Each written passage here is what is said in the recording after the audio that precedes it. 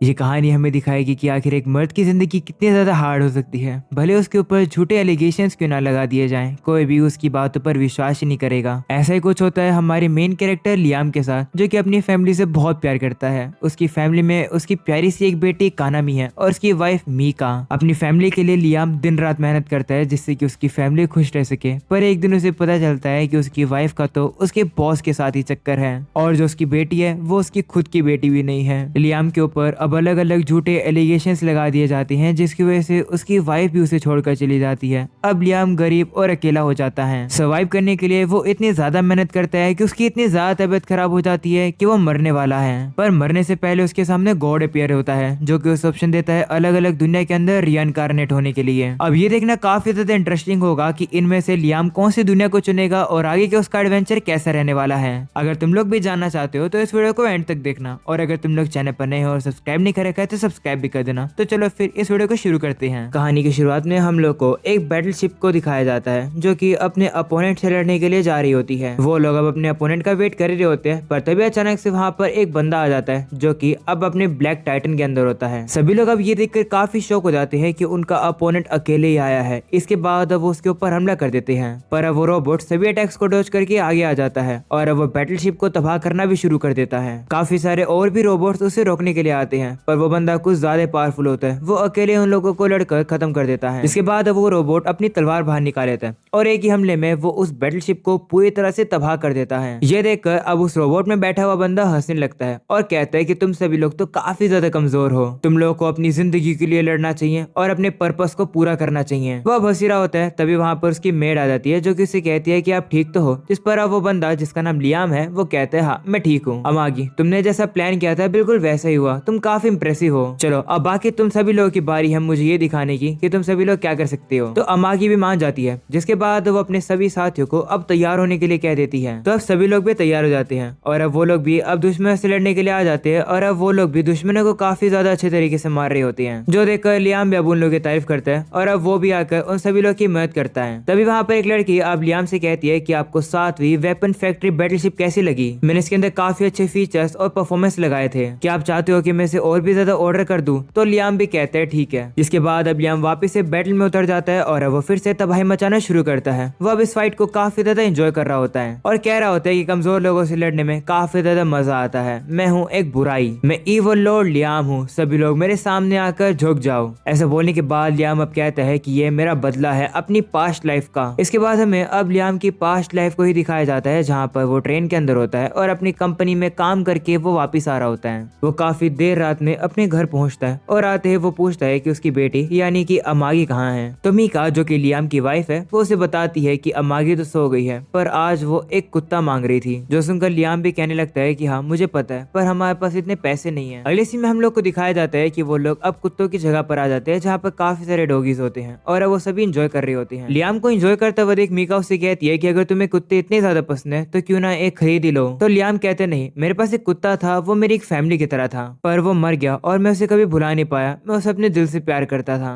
और वैसे भी मीका तुम और कानामी अगर मेरे साथ हो तो मेरी जिंदगी में इतना ही काफी है। इसके बाद अब अगले सीन में हम लोग को लियाम के ऑफिस को दिखाया जाता है जहाँ पर उसका चीफ उसे डांट रहा होता है एक काम के लिए। वहीं लियाम कहने लगता है कि लेकिन मैंने आपको मैसेज भेज के इन्फॉर्मेशन दी थी। तो उसका चीफ यानी कि बॉस उसका उससे कहने लगता है कि लेकिन मुझे मैसेज नहीं मिला, तुम्हारी गलती है इसमें। वहीं लियाम की कोई भी गलती नहीं होती है पर वो कोई भी जवाब नहीं दे पाता है। वो अब सीधा सीधा घर चला जाता है और मन में कहने लगता है कि जिस कंपनी के अंदर मैं काम करता हूँ वो काफी टॉक्सिक है, मेरा बॉस मुझे एक कुत्ते की तरह ट्रीट करता है और मुझे उस गलतियों के लिए ब्लेम करता है जो कि मैंने करी भी नहीं है। लियाम ये सब कुछ सहन कर रहा होता है अपनी फैमिली के लिए। घर आने के बाद वो अपनी फैमिली को देखकर काफी ज्यादा खुश होता है। वो अपनी फैमिली की खुशियों के सामने अपने आप को सेक्रीफाइस कर रहा है। अगले सीन में लियाम अब जब अपने ऑफिस में जा रहा होता है तो उसकी ऑनलाइन दोस्त नीता उसे बैटल रोबोट्स के बारे में बता रही होती है। इसके बाद वो अपने एक काम के सिलसिले में अब एक जगह पर आता है, पर जैसे वो सामने देखता है वो अब काफी ज्यादा शौक हो जाता है क्योंकि उसके सामने मीका यानी कि उसकी वाइफ किसी बंदे के साथ बैठी हुई थी। ये देखकर लियाम काफी ज्यादा शौक हो जाता है और कहने लगता है कि लेकिन मीका तो कानामी के आज स्पोर्ट्स क्लब में जाने वाली थी, पर वो यहाँ क्या कर रही है और आखिर इसके साथ ये लड़का कौन है। जिसके बाद अब रात के समय पर लियाम अपने घर पर पहुंचता है। उसे देखकर मीका अब उसका खाना तैयार करने लगती है। वहीं पर अब लियाम अब उससे पूछने लगता है कि आज का दिन कैसा गया, आज तो कानामी का स्पोर्ट्स क्लब था ना। तो मीका बताती है कि कानामी ने आज स्वॉर्ड फाइटिंग मैच जीत लिया। जो सुनकर लियाम अब अपनी बेटी की तारीफ करने लगता है। साथ में अब वो मीका से आज सुबह के बारे में पूछने वाला होता है, पर वो अपने आप को रोक लेता है और सोचता है कि उससे ही कोई गलतफहमी हुई होगी, उसे मीका पर विश्वास रखना चाहिए। इसके बाद अब लियाम जब अपने ऑफिस में होता है, वो अब अपने पीसी को शट डाउन कर ही नहीं पा रहा होता है, पर जैसे तैसे करके वो अपने पीसी को शट डाउन करके अब बाहर आ जाता है, जहाँ पर वो फिर से उसी जगह पर मीका को ढूंढने के लिए आता है, पर इस बार वहाँ पर से वो नहीं मिलती है, जो देखकर लियाम थोड़ा सा रिलीफ फील करता है और अब वो वहाँ से जाने वाला होता है, पर तभी उसे वहाँ पर मीका दिखती है, जो कि फोन पर किसी से बात कर रही थी। वो उसी बंदे से बात कर रही थी और कह रही थी कि मैं यहाँ पर आ चुकी हूँ और मैं कानामे के साथ हूँ, तुम कहाँ पर हो। तभी कानामे भी उस बंदे को देख लेती है और कहती है देखो पापा वहाँ पर हैं। इसके बाद अब वो लोग उस बंदे के पास चले जाते हैं। वहीं पर अब ये सब कुछ देखने के बाद लियाम काफी ज्यादा कंफ्यूज हो जाता है और सोचने लगता है कि आखिरकार कानामी उस लड़के को अपना पापा क्यों बुला रही थी। लियाम अब सोचने लगता है कि शायद मुझे कोई गलत फहमी हुई होगी। लियाम ये सब कुछ सोचकर ऑफिस में काम कर रहा होता है, तभी उसका बॉस वहाँ पर आ जाता है और कहते हैं कि तुम टाइम पास क्यों कर रहे हो। तो लियाम कहता है कि मैं टाइम पास नहीं कर रहा हूँ, बस मेरा पीसी शट डाउन नहीं होता है ठीक से। तो लियाम अब कैसे तैसे करके अब अपने काम को करने लगता है। तभी अब उसे मीका की तरफ से एक कॉल आता है और अब वो उसे बताती है कि कानामी का एक्सीडेंट हो गया, इसलिए जल्दी आ जाओ। ये सुनकर लियाम काफी शौक हो जाता है और वो जल्दी से अब हॉस्पिटल में पहुंच जाता है। वो अब मीका से कहता है कि कानामी कैसी है। तभी वहाँ पर डॉक्टर आ जाते हैं और अब वो उन लोगों से कहते हैं कि क्या तुम कानामी के पेरेंट्स हो, तुम लोग का ब्लड ग्रुप क्या है, कानामी को खून की जरूरत है, तो क्या तुम लोग अपना ब्लड डोनेट कर सकते हो। तो वो लोग कहते हैं ठीक है। वहीं पर लियाम कहते हैं कि मेरा ब्लड टाइप AB पॉजिटिव है। तो मीका कहती है कि मेरा तो O पॉजिटिव है। ये सुनकर डॉक्टर अब मीका से कहते हैं कि जरा हमें आपके खून की जरूरत है, इसलिए आप आ जाओ। तो मीका भी अब चली जाती है। वहीं पर अब ये सब कुछ देखने के बाद लियाम काफी ज्यादा शौक हो जाता है और सोचने लगता है कि आखिरकार कानामी का ब्लड ग्रुप अलग कैसे है। अगर मैं फादर हूँ तो उसका ब्लड ग्रुप तो मेरे जैसे ही होना चाहिए था। आखिरकार इन सब का मतलब क्या है। अगले सीन में लियाम फाइनली मीका से पूछ लेता है कि आखिरकार कानामी का फादर कौन है, क्या वो मेरी बेटी नहीं है। तो मीका अब उसे कहती है हाँ तुमने सही समझा, ऐसा इसलिए है क्योंकि तुम हमारी फैमिली के बारे में 1% भी चिंता नहीं करते हो। तुम ओवर टाइम करते हो, तुम्हारे पास तो वीकेंड में भी छुट्टी नहीं होती है, तुम बस घर सोने के लिए आते हो, तुम्हारे पास तो बात करने तक का समय भी नहीं होता है, तुम्हारा इस घर के अंदर होना ना होने के बराबर ही है।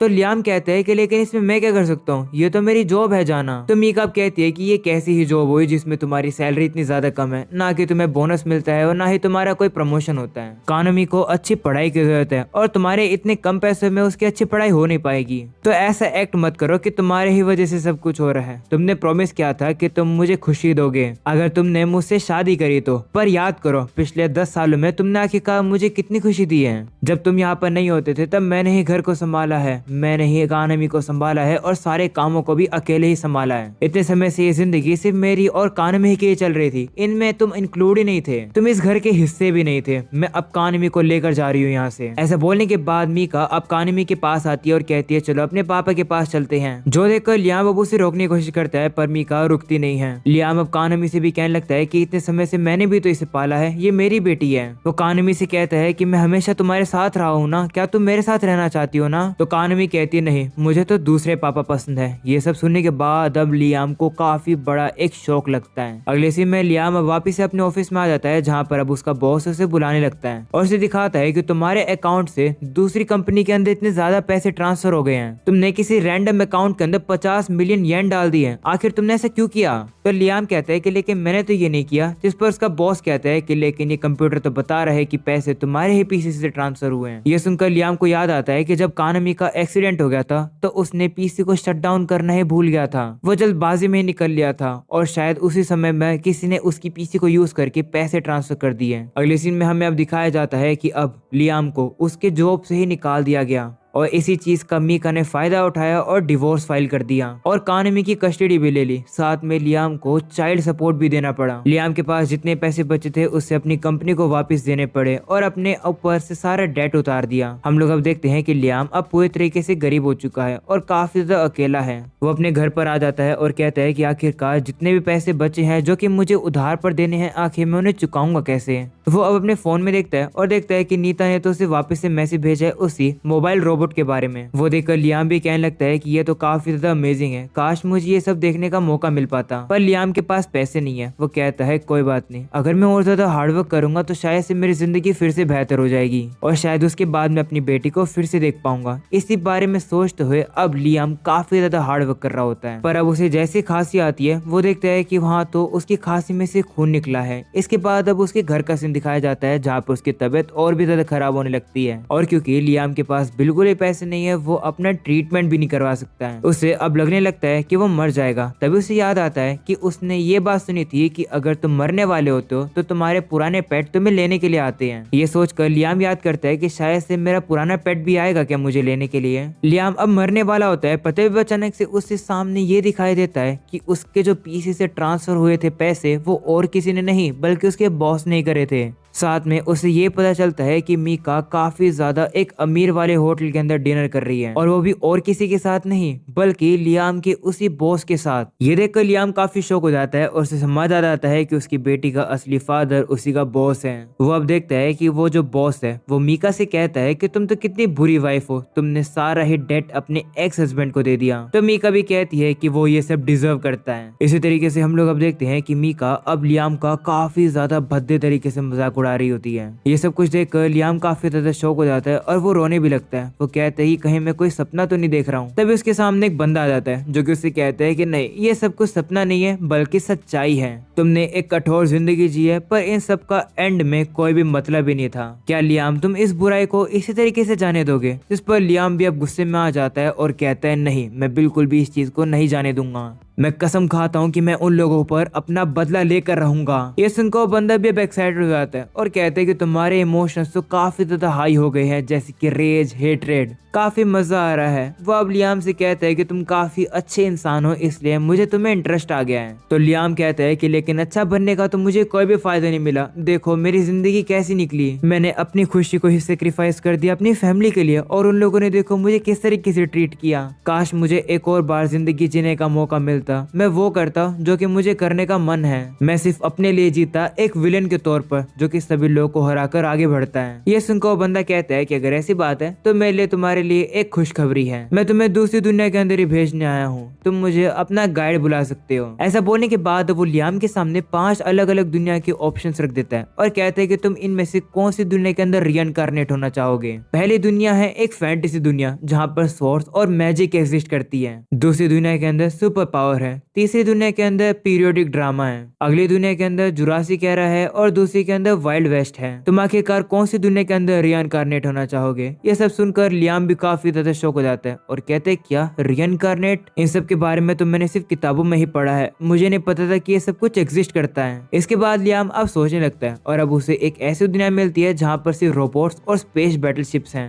वो कहता है कि नीता भी इसी के बारे में बात करी थी, इस दुनिया में जाने में काफी मजा आएगा, शायद से मैं इसी दुनिया को चुनता हूँ। ये सुनकर गाइड कहता है कि ये एक साईफाई दुनिया है जहाँ के अंदर एडवांस साइंस और मैजिक है। इस दुनिया के अंदर रॉयल्स और नोबल्स रूल करते हैं। मैं तुम्हें एक ऐसी फैमिली के अंदर इस दुनिया में बॉर्न करूंगा जो कि प्लेनेट को रूल करती है। तो लियाम भी मान जाता है जिसके बाद वो कॉन्ट्रैक्ट साइन कर देता है। ये देखकर गाइड भी खुश आता है और अब वो लियाम से कहता है कि मैं होप करता हूँ कि तुम्हारी ये बार की जिंदगी अच्छी हो। ऐसा बोलने के बाद वो लियाम को रिइनकार्नेट कर देता है। वहीं पर लियाम भी अब अपने मन में कहता है कि बहुत हुआ, एक ऑनेस्ट जिंदगी जीकर मैं अब अपनी दूसरी लाइफ के अंदर मैं बाकी लोगों को छोड़कर अपने बारे में ही सोचूंगा और अपनी खुशी को पहले प्रायोरिटाइज करूंगा। मैं इस बार बुराई का सहारा लूंगा और जैसे चाहूंगा वैसे जीऊंगा, कोई भी मुझे नहीं रोक पाएगा। मैं कमजोर लोगों को बुली करूंगा जिससे मुझे काफी ज्यादा एंजॉयमेंट मिलेगी और इसी तरीके से मैं अपना बदला लूंगा। और अब अगले सीन में हम लोग अब देखते हैं कि लियाम का जन्म अब एक दूसरी दुनिया के अंदर हो जाता है जिस प्लेनेट का नाम होता है हाइड्रा, जहाँ हमें पता चलता है कि लियाम इस दुनिया के रूलर का एक लौता बेटा है। लियाम का इस दुनिया के अंदर नाम होता है लियाम सेरा बानफील्ड। अगले सीन में हम लोग अब देखते हैं कि लियाम आज 5 साल का हो चुका है और आज उसका बर्थडे सेलिब्रेट किया जा रहा है। उसकी मॉम गिफ्ट में उसे एक काफी बड़ा केक देती है और साथ में एक प्रेजेंट भी। लियाम भी अब उस प्रेजेंट को खोलता है और उसमें एक डॉल होती है। उसकी मॉम अब उसे बताती है कि ये एक AI मेड रोबोट का एक डॉल है। तो लियाम भी अब चेक करता है और अब उसे पता चलता है कि वो अपनी मेड को अपने आप से ही कस्टमाइज करके बना सकता है,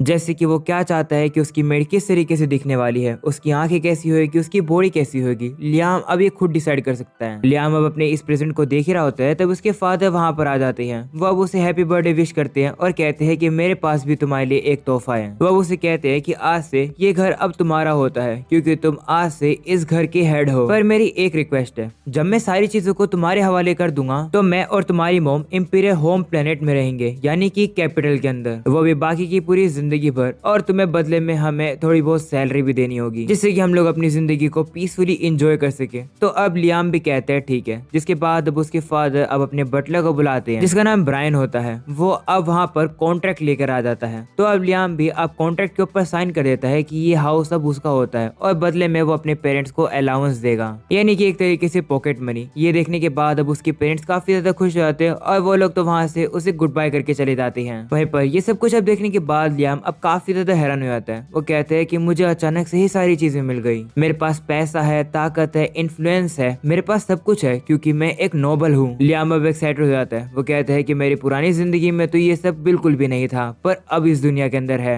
इन सब का यूज करके मैं एक इवल लॉर्ड बनूंगा। ये सब कुछ उस गाइड के बदौलत है। लियाम अब उस गाइड का शुक्रिया करता है। इसके बाद हमें अब दूसरी तरफ का सीन दिखाया जाता है जहाँ पर हम लोग अब उसी गाइड को देखते हैं जो कि लियाम की पुरानी बॉडी के पास खड़ा था। वो लियाम की बॉडी को देखकर कहते हैं कि तुम एक लौते पर्सन नहीं हो जो कि अपनी लाइफ से खुश नहीं है। ऐसा बोलने के बाद वो मीका की तरफ देखता है और कहता है कि अब तुम्हारी बारी है मुझे एंटरटेनमेंट देने की। ऐसा बोलने के बाद वो अपनी पावर का यूज करता है। वहीं पर हम लोग अब मीका को देखते हैं जो कि अपने नए हस्बैंड के साथ अब प्लान कर रही होती है कि वो लोग अब आगे क्या करेंगे, पर तभी वहाँ पर कुछ पुलिस लोग आ जाते हैं जो कि लियाम के अब उसी बॉस से कहते हैं कि हमें पता चला है कि तुमने अपने सबॉर्डिनेट के ऊपर झूठा ब्लेम लगाया है, इसलिए तुम्हें अंडर अरेस्ट किया जाता है। ऐसा बोलने के बाद वो लोग उसे लेकर चले जाते हैं। वहीं पर ये देखकर मीका काफी ज्यादा शौक हो जाती है। वो अब कहने लगती है कि लेकिन अब मैं क्या करूंगी। वहीं पर अब ये सब कुछ अब देखने के बाद वो जो गाइड होता है वो काफी ज्यादा एंटरटेन होने लगता है। वो अब मीका से कहता है कि अब तुम्हें इस जिंदगी के अंदर बिल्कुल भी खुशी कभी मिलेगी ही नहीं, और जो आदमी तुमसे असलियत में प्यार करता था वो भी अब मर चुका है। तुम्हारे पास अब जाने के लिए कोई भी जगह नहीं बची है। ये सुनकर मीका काफी ज्यादा दुखी हो जाती है। इसके बाद वो गाइड वापस से लियाम के पास आ जाता है और कहते हैं कि मुझे इसकी सोल को अब गाइड करना पड़ेगा, पर जब तक इसे रियलाइज होगा कि इसके साथ क्या होने वाला है तब तक काफी ज्यादा लेट हो जाएगा। जो भी ये इमोशंस फील करेगा उन सब से मैं काफी ज्यादा एंटरटेन होऊंगा। ऐसा बोलने के बाद वो अपनी पावर का यूज करके अब लियाम को अपनी नेक्स्ट लाइफ के अंदर भेज रहा होता है। पर तभी हम लोग वहाँ पर एक डॉगी के सोल को देखते हैं। जैसे वो जो गेट होता है वो बंद होने वाला होता है, पर तभी वो जो सोल होती है वो अब उस गेट के अंदर चली जाती है लियाम के साथ। अगले सीन में हम लोग को अब उसी दुनिया में एक स्पेस का सीन दिखाया जाता है जहाँ पर हम लोग गोस्ट पायरेट क्रू को देखते हैं जो कि तबाही मचा रहे होते हैं। वो लोग अब तबाही मचा ही रहे होते हैं, पर तभी उन लोगों के सामने लायबे प्रिंसेस नाइट आ जाती है। उस रोबोट के अंदर होली किंगडम ऑफ लायबे की पहली प्रिंसेस क्रिस्टियाना बैठी होती है जो कि अपनी पावर दिखाकर सभी दुश्मनों को काफी ज्यादा आराम से हरा देती है। जो देखने के बाद बाकी के जितने भी दुश्मन होते हैं वो तो डर के मारे ही भागने लगते हैं। अगले सीन में हम लोग को वापस से लियाम को दिखाया जाता है। उसने जो मेड डिजाइन करी है वो फाइनली अब उसके घर पर डिलीवर हो चुकी है। लियाम अब पूछता है कि इसे हम लोग ओपन कैसे करें, तो ब्रायन बताता है कि तुम्हें बस इसमें अपना बायोमेट्रिक डाटा ऐड करना है, यानी कि तुम्हें बस इसे टच करने की जरूरत है। तो लियाम भी अब उसे टच करता है, जिसके बाद वो जो मेड होती है वो अब फाइनली बाहर आ जाती है, जिसे देखकर लियाम काफी ज्यादा शौक हो जाता है। वहीं पर वो मेड बताती है कि उसका नाम अमागी है। वहीं पर ब्रायन भी अब लियाम को बताता है कि अमागी अब आपके हमेशा साथ ही रहेगी।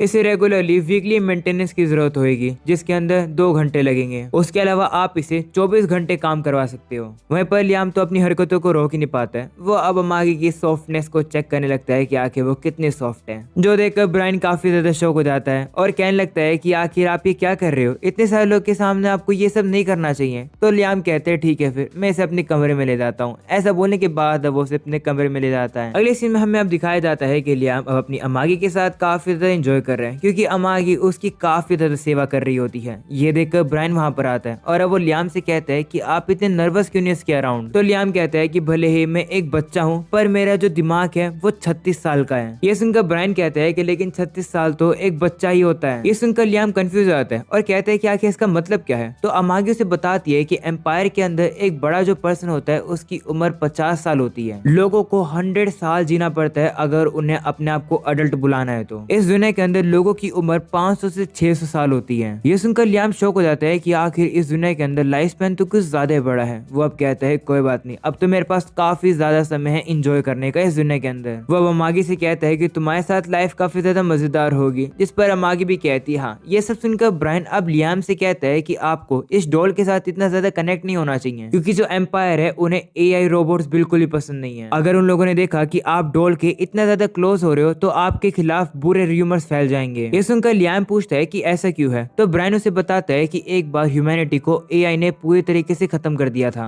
एआई ने सिविलाइजेशन के ऊपर पूरी तरीके से कब्जा कर लिया था और मैनकाइंड को पूरी तरीके से खत्म कर दिया था। ये सुनकर लियाम शॉक हो जाता है और सोचने लगता है कि क्या लोगों ने एआई के अंदर 3 लॉज ऑफ रोबोटिक्स नहीं लगाए थे। तो ब्रायन कहते नहीं, वह बताता है कि उसके बाद एक ग्रुप खड़ा हुआ जिसने एआई के खिलाफ लड़ाई करी और वो लोग जीत गए। इस बदौलत ह्यूमैनिटी वापस आ गई। वहीं पर वो जो ग्रुप था उन्होंने ही एम्पायर को क्रिएट किया था और अब इसी घटना के बदौलत जितने भी एआई है उन्हें अच्छे से ट्रीट नहीं किया जाता है। तो लियाम कहता है कि लेकिन अगर ऐसी बात है तो मदर ने मुझे एआई गिफ्ट क्यों किया। तो ब्रायन कहता है कि माफ करना, इसके बारे में मैं तुम्हें नहीं बता सकता हूँ। तो लियाम कहता है कि लेकिन तुम्हें बताना पड़ेगा क्योंकि अब तुम्हारा मास्टर मैं हूँ, तो मेरे ऑर्डर्स को मानो। तो ब्रायन को भी अब उसकी बात माननी पड़ती है। वो अब लियाम को बताता है कि तुम्हारे पेरेंट्स ने दरअसल तुम्हें अबैंडन कर दिया और वो लोग भाग गए। तो लियाम कहते हैं भाग गए, पर किससे। तो ब्रायन कहता है कि क्योंकि इस घर के ऊपर काफी ज्यादा डेट्स लगा हुआ है। तुम्हारे जो ग्रेट ग्रैंडफादर थे वो एक काफी ज्यादा वाइज रूलर थे जिन्होंने तुम्हारी फैमिली को काफी ज्यादा प्रोस्पेरिटी लाके दी थी, पर उनके जो भी उत्तराधिकारी थे वो ज्यादा बेहतर नहीं थे।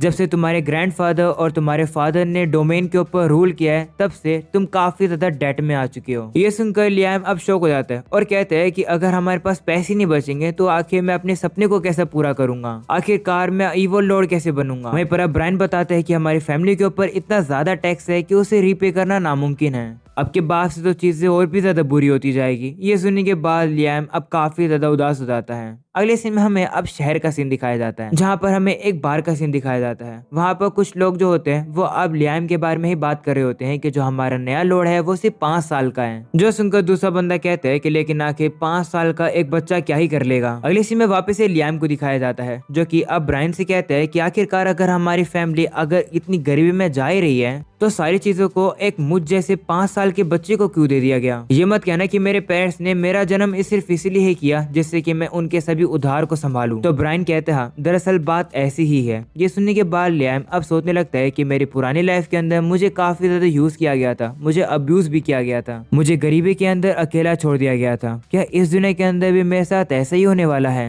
वो अब मागी से कहता है कि लगता है कि मेरा फायदा उठाया गया है और मुझे अबैंडन कर दिया गया है और तुम्हें भी सोसाइटी इतना ज्यादा सपोर्ट नहीं करती है। लगता है कि हम दोनों ही बाहर के लोग हैं क्योंकि हम दोनों अमागी एक जैसी हैं। क्यों ना हम लोग एक साथ टीम अप कर ले। मैं कैसे ना कैसे करके हम लोग को इस उधार से बाहर निकाल कर रहूंगा। जब मैं ऐसा कर लूंगा तो मुझे काफी ज्यादा ताकत मिल जाएगी। ऐसा करने के बाद जो भी मैं हासिल करना चाहता हूँ वो मुझे मिल जाएगा। मैं सभी को सबक सिखाऊंगा, इसलिए अमागी प्लीज मेरे साथ टीम अप कर लो। ये सुनकर अमागी कहती नहीं। ऐसा बोलने के बाद वो लियाम के सामने बैठ जाती है और कहती है कि मेरा पर्पस तो स्टार्टिंग से ही आपको सर्व करने का है क्योंकि आप मेरे मास्टर हो, इसलिए टीम अप करने की जरूरत ही नहीं है। और मुझे अपने आप पर पूरा विश्वास है कि मुझे आउटसाइडर की तरह ट्रीट नहीं किया जा रहा है क्योंकि आपने कहा कि आपको मेरी जरूरत है, इसलिए मैं आपके लिए एक आउटसाइडर नहीं हूँ। तो जब तक आप जिंदा हो तब तक मैं अपने पर्पस को पूरी करती रहूंगी, इसलिए आपको मुझे जिस तरीके से ऑर्डर देने हैं आप दे सकती हो। ये सुनकर लियाम काफी ज्यादा खुश होता है और अब उसे कहते हैं ठीक है, मैं तुम्हें रोबोटिक्स के 3 लॉज दे रहा हूँ। ये लॉ इसलिए एग्जिस्ट करते हैं जिससे कि तुम ह्यूमैनिटी को प्रोटेक्ट कर सको। अगर तुम इन लॉस को फॉलो करोगी तो ह्यूमैनिटी तुम्हें इजीली एक्सेप्ट कर सकती है। ऐसा बोलने के बाद लियाम अब उसे पहला रूल दे रहा होता है। वो उसे कहता है कि पहला रूल ये है कि एक रोबोट कभी भी इंसान को इंजर्ड नहीं करेगी। वो उसे ये रूल देने वाला होता है पर तभी उससे कहते हैं नहीं, ये रूल नहीं, मुझे किसी की भी चिंता नहीं है, मुझे किसी से भी फर्क नहीं पड़ता है क्योंकि इस बार मैं खुद के लिए जीऊंगा, चाहे किसी को भी कुछ भी हो, इससे मुझे फर्क नहीं पड़ता। ऐसा बोलने के बाद वो अमागी से कहता है कि मैं तुम्हारे लिए नए लॉस डिसाइड करूंगा। वह उसे कहता है कि तुम्हारा पहला रूल ये है कि एक मेड कभी भी अपने मास्टर को इंजर्ड नहीं करेगी और ना ही कोई ऐसा एक्शन करेगी जिससे कि उसके मास्टर को कोई भी नुकसान पहुंचे। दूसरा लॉ ये है कि एक मेड रोबोट सिर्फ अपने ही मालिक के ही ऑर्डर्स को मानेगी और दूसरा ऑर्डर ये है कि एक मेड रोबोट अपने एग्जिस्टेंस को प्रोटेक्ट करेगी। वहीं पर अब अमागी इन सभी लॉस को एक्सेप्ट कर लेती है। दूसरी तरफ लियाम भी अब कहने लगता है कि मुझे इंसान या फिर किसी और की बिल्कुल भी चिंता नहीं है, एक मेड सिर्फ अपने मास्टर को ही ओबे करेगी। इसके बाद वो अमागी से कहता है कि मुझे अपनी फैमिली को वापस अमीर बनाना है, क्या तुम्हारे पास कोई आइडिया है। तो अमागी कहती है कि मैं एक AI हूँ, मेरे आइडिया शायद से एम्पायर के फिलोसफीज के साथ एग्री नहीं करेंगे, पर मेरे पास ऐसे फंक्शंस है जो कि गवर्नेंस के साथ मदद कर सकते हैं। अगर आप चाहते हो तो मैं आपको एडमिनिस्ट्रेट रिलेटेड सपोर्ट दे सकती हूँ। तो लियाम कहते हैं कि लेकिन गवर्नेंस के बारे में मेरे को कुछ भी अंदाजा ही नहीं है। तो अमागी कहती है कि अगर ऐसी बात है तो मैं आपको रेकमेंड करती हूँ कि आप एजुकेशन कैप्सूल को यूटिलाइज कर लो। सिर्फ 6 महीने में ही वो कैप्सूल आपके दिमाग के अंदर 10 साल तक की इन्फॉर्मेशन डाल देंगे। तो लियाम कहते हैं ठीक है, लेकिन तब तक इस घर को कौन संभालेगा? तो अमागी कहती है कि मैं संभाल लूंगी। जिस पर लियाम कहते हैं ठीक है। वहीं पर ब्रायन को तो ये आइडिया बिल्कुल पसंद नहीं आता है। वो लियाम से कहने लगता है कि नहीं, एक एआई को ये काम देना थोड़ा सा डेंजरस है, इसने ह्यूमैनिटी को तबाह कर दिया। तो लियाम कहता है कि चिंता मत करो, क्योंकि मैं उसका मास्टर हूँ, मैं नहीं चाहता हूँ कि ह्यूमैनिटी खत्म हो जाए। जो सुनकर अमागी कहती है कि अगर मेरे मास्टर ने कहा है तो मैं ऐसा ही करूंगी, मैं सिर्फ तभी हमला करूंगी जब मास्टर कमांड देंगे। जो सुनकर ब्रायन कहता है कि इसका मतलब ये हमला कर सकती है अगर इसे ऑर्डर दिया जाए तो। ऐसा बोलने के बाद वो लियाम से कहता है कि एम्पायर कभी इसे एक्सेप्ट ही नहीं करेगा। तो अमागी कहती है नहीं, ऐसा कोई भी रूल नहीं है, एआई को यूटिलाइज किया जा सकता है, और वैसे भी मास्टर अभी इस समय पर यंग है और उन्हें कोई भी इन्फॉर्मेशन नहीं है, इसलिए उनके बिहाफ में ये तो मेरी ही रिस्पॉन्सिबिलिटी बनती है इस घर को संभालने की। वही लियाम भी कहते हैं कि हाँ बिल्कुल सही कहा। ऐसा बोलने के बाद वो अमागी से कहता है कि जब तक मैं जा रहा हूँ तब तक तुम मेरी टेरिटरी का ख्याल रखना। वहीं पर ब्रायन अब भी लियाम को वार्निंग दे रहा होता है कि नहीं, इस तरीके से एआई को काम मत दो,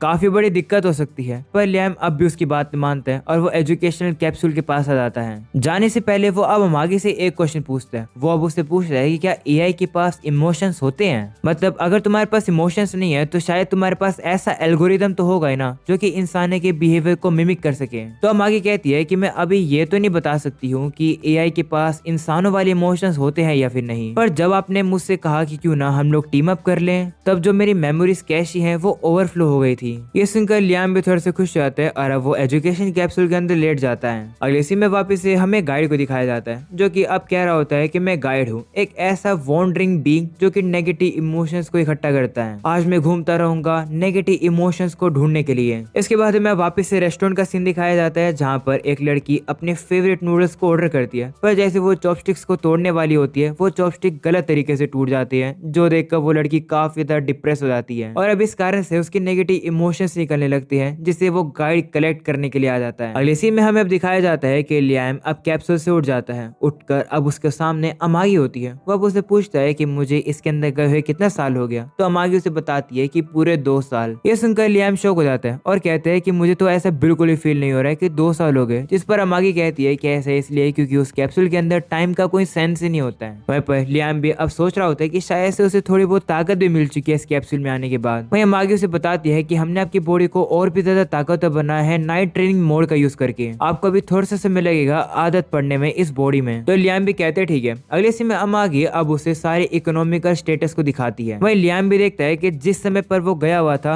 अमागी ने काफी अच्छा काम किया और जितने भी फाइनेंसेस है वो थोड़े बहुत इंप्रूव तो हो गए हैं, जो देखकर लियाम अब उसकी तारीफ करता है और कहता है कि मैं अपनी डोमेन का अब सर्वे करने जाऊंगा। तो अमागी भी कहती है ठीक है, जिसके बाद वो उसे अब स्पेस पोर्ट पर ले आती है। वहीं लियाम को अब एक चीज उड़ती हुई दिखाई देती है। तो अमागी उसे बताती है कि वो एक फ्लोटिंग डॉक है जिसका यूज स्पेस बैटलशिप को सर्विस देने के लिए किया जाता है। जिसके बाद अमागी अब लियाम को मोबाइल नाइट्स के बेस पर भी ले आती है। वो उसे वहाँ पर मोबाइल नाइट्स के पुराने मॉडल्स दिखाती है, जिन्हें देखकर लियाम काफी ज्यादा एक्साइटेड हो रहा होता है। वहीं अमागी लियाम को बताती है कि हम लोग इन्हें अच्छे से मेंटेन नहीं कर पा रहे हैं क्योंकि हमारे पास बजट अभी कम है। वहीं पर ये सुनकर लियाम कहता है कि मैं इन्हें ऑपरेट करना चाहता हूँ। तो अमागी कहती है ठीक है, तो फिर मैं तैयारी कर देती हूँ। जो सुनकर लियाम काफी एक्साइटेड हो जाता है और अब वो उस नाइट के अंदर आकर बैठ जाता है। अमागी उसे बताने लगती है कि इस रोबोट की जितनी भी बेसिक मूवमेंट है वो ऑटोमेटिकली ही कंट्रोल हो जाती है और बाकी का जो ऑपरेशन है उसे मैजिक के थ्रू कंट्रोल किया जाता है। तो इस तरीके से विजुअलाइज करो कि आप इसे अपने मैजिक के जरिए किस तरीके से मूव करना चाहते हो और ये रोबोट बिल्कुल वैसे ही मूव होएगा। तो लियाम भी मान जाता है और अब वो अपने मैजिक का यूज करने लगता है और वो जो रोबोट होता है उससे वो मूव कराने लगता है। वो अब काफी ज्यादा एक्साइटेड हो जाता है और अब वो अमागी से पूछता है कि क्या इसके अंदर कुछ वेपन्स भी है, जिस पर अमागी कहती है कि वेपन्स थोड़े बहुत डेंजरस होते हैं इसलिए मैंने इसके ऊपर से वेपन हटा दिए। तो लियाम कहता है कि लेकिन इस चीज के अंदर मैं बैठकर लड़ना चाहता हूँ। तो अमागी कहती है ठीक है, मैं बंदोबस्त कराती हूँ। ऐसा बोलने के बाद वो एक बंदे को लियाम के साथ एक फ्रेंडली मैच करने के लिए भेज देती है। उन लोग की अब फाइट शुरू हो जाती है, जहाँ पर लियाम अब अपनी तलवार से सामने वाले बंदे के ऊपर हमला करता है, पर अब वो बंदा भी अपनी शील्ड से उस अटैक को रोकने की कोशिश करता है, पर लियाम का हमला काफी भारी होता है, जिस वजह से वो बंदा अब नीचे गिर जाता है। ये देखकर लियाम अब उससे कहता है कि तुम मेरा मजाक उड़ा रहे हो ना, तुम जानबूझ के गिरे हो। तो बंदा कहता है नहीं, ऐसा तो कुछ भी नहीं है। जिस पर लियाम कहता है कि झूठ बोलना बंद करो, मुझसे चुपचाप से अच्छे से लड़ो। तो बंदा भी कहता है ठीक है। जिसके बाद लियाम अब उसके ऊपर हमला करने के लिए आता है, पर वो बंदा अब लियाम को पकड़कर नीचे गिरा देता है और हरा देता है। ये देखकर अमागी भी अब लियाम लियाम से कहती है कि ये फाइट यहीं पर ही ओवर होती है। वह उसे बताती है कि आपके मैजिक कंट्रोल से ही डिसाइड होता है कि आपका ये रोबोट किस तरीके से एक्ट करेगा। तो लियाम कहते हैं ठीक है, इसका मतलब है कि सिर्फ इस तरीके से मूव करने से कोई भी काम नहीं बनेगा। अगले सीन में वो अब ब्रायन से कहते हैं कि मुझे एक टीचर चाहिए, मुझे ताकत चाहिए और मुझे पावरफुल बनना है। ये सुनकर ब्रायन कहता है कि ये मत कहना कि आपको लड़ना सीखना है। तो लियाम कहते हैं हाँ, तुमने बिल्कुल सही समझा, मेरे सामने बेस्ट टीचर्स को लेकर आओ। तो लियाम भी कहते हैं ठीक है। वहीं पर अब लियाम अब अपने मन में कहता है कि पुरानी जिंदगी में तो मुझे पावर से हरा दिया गया था,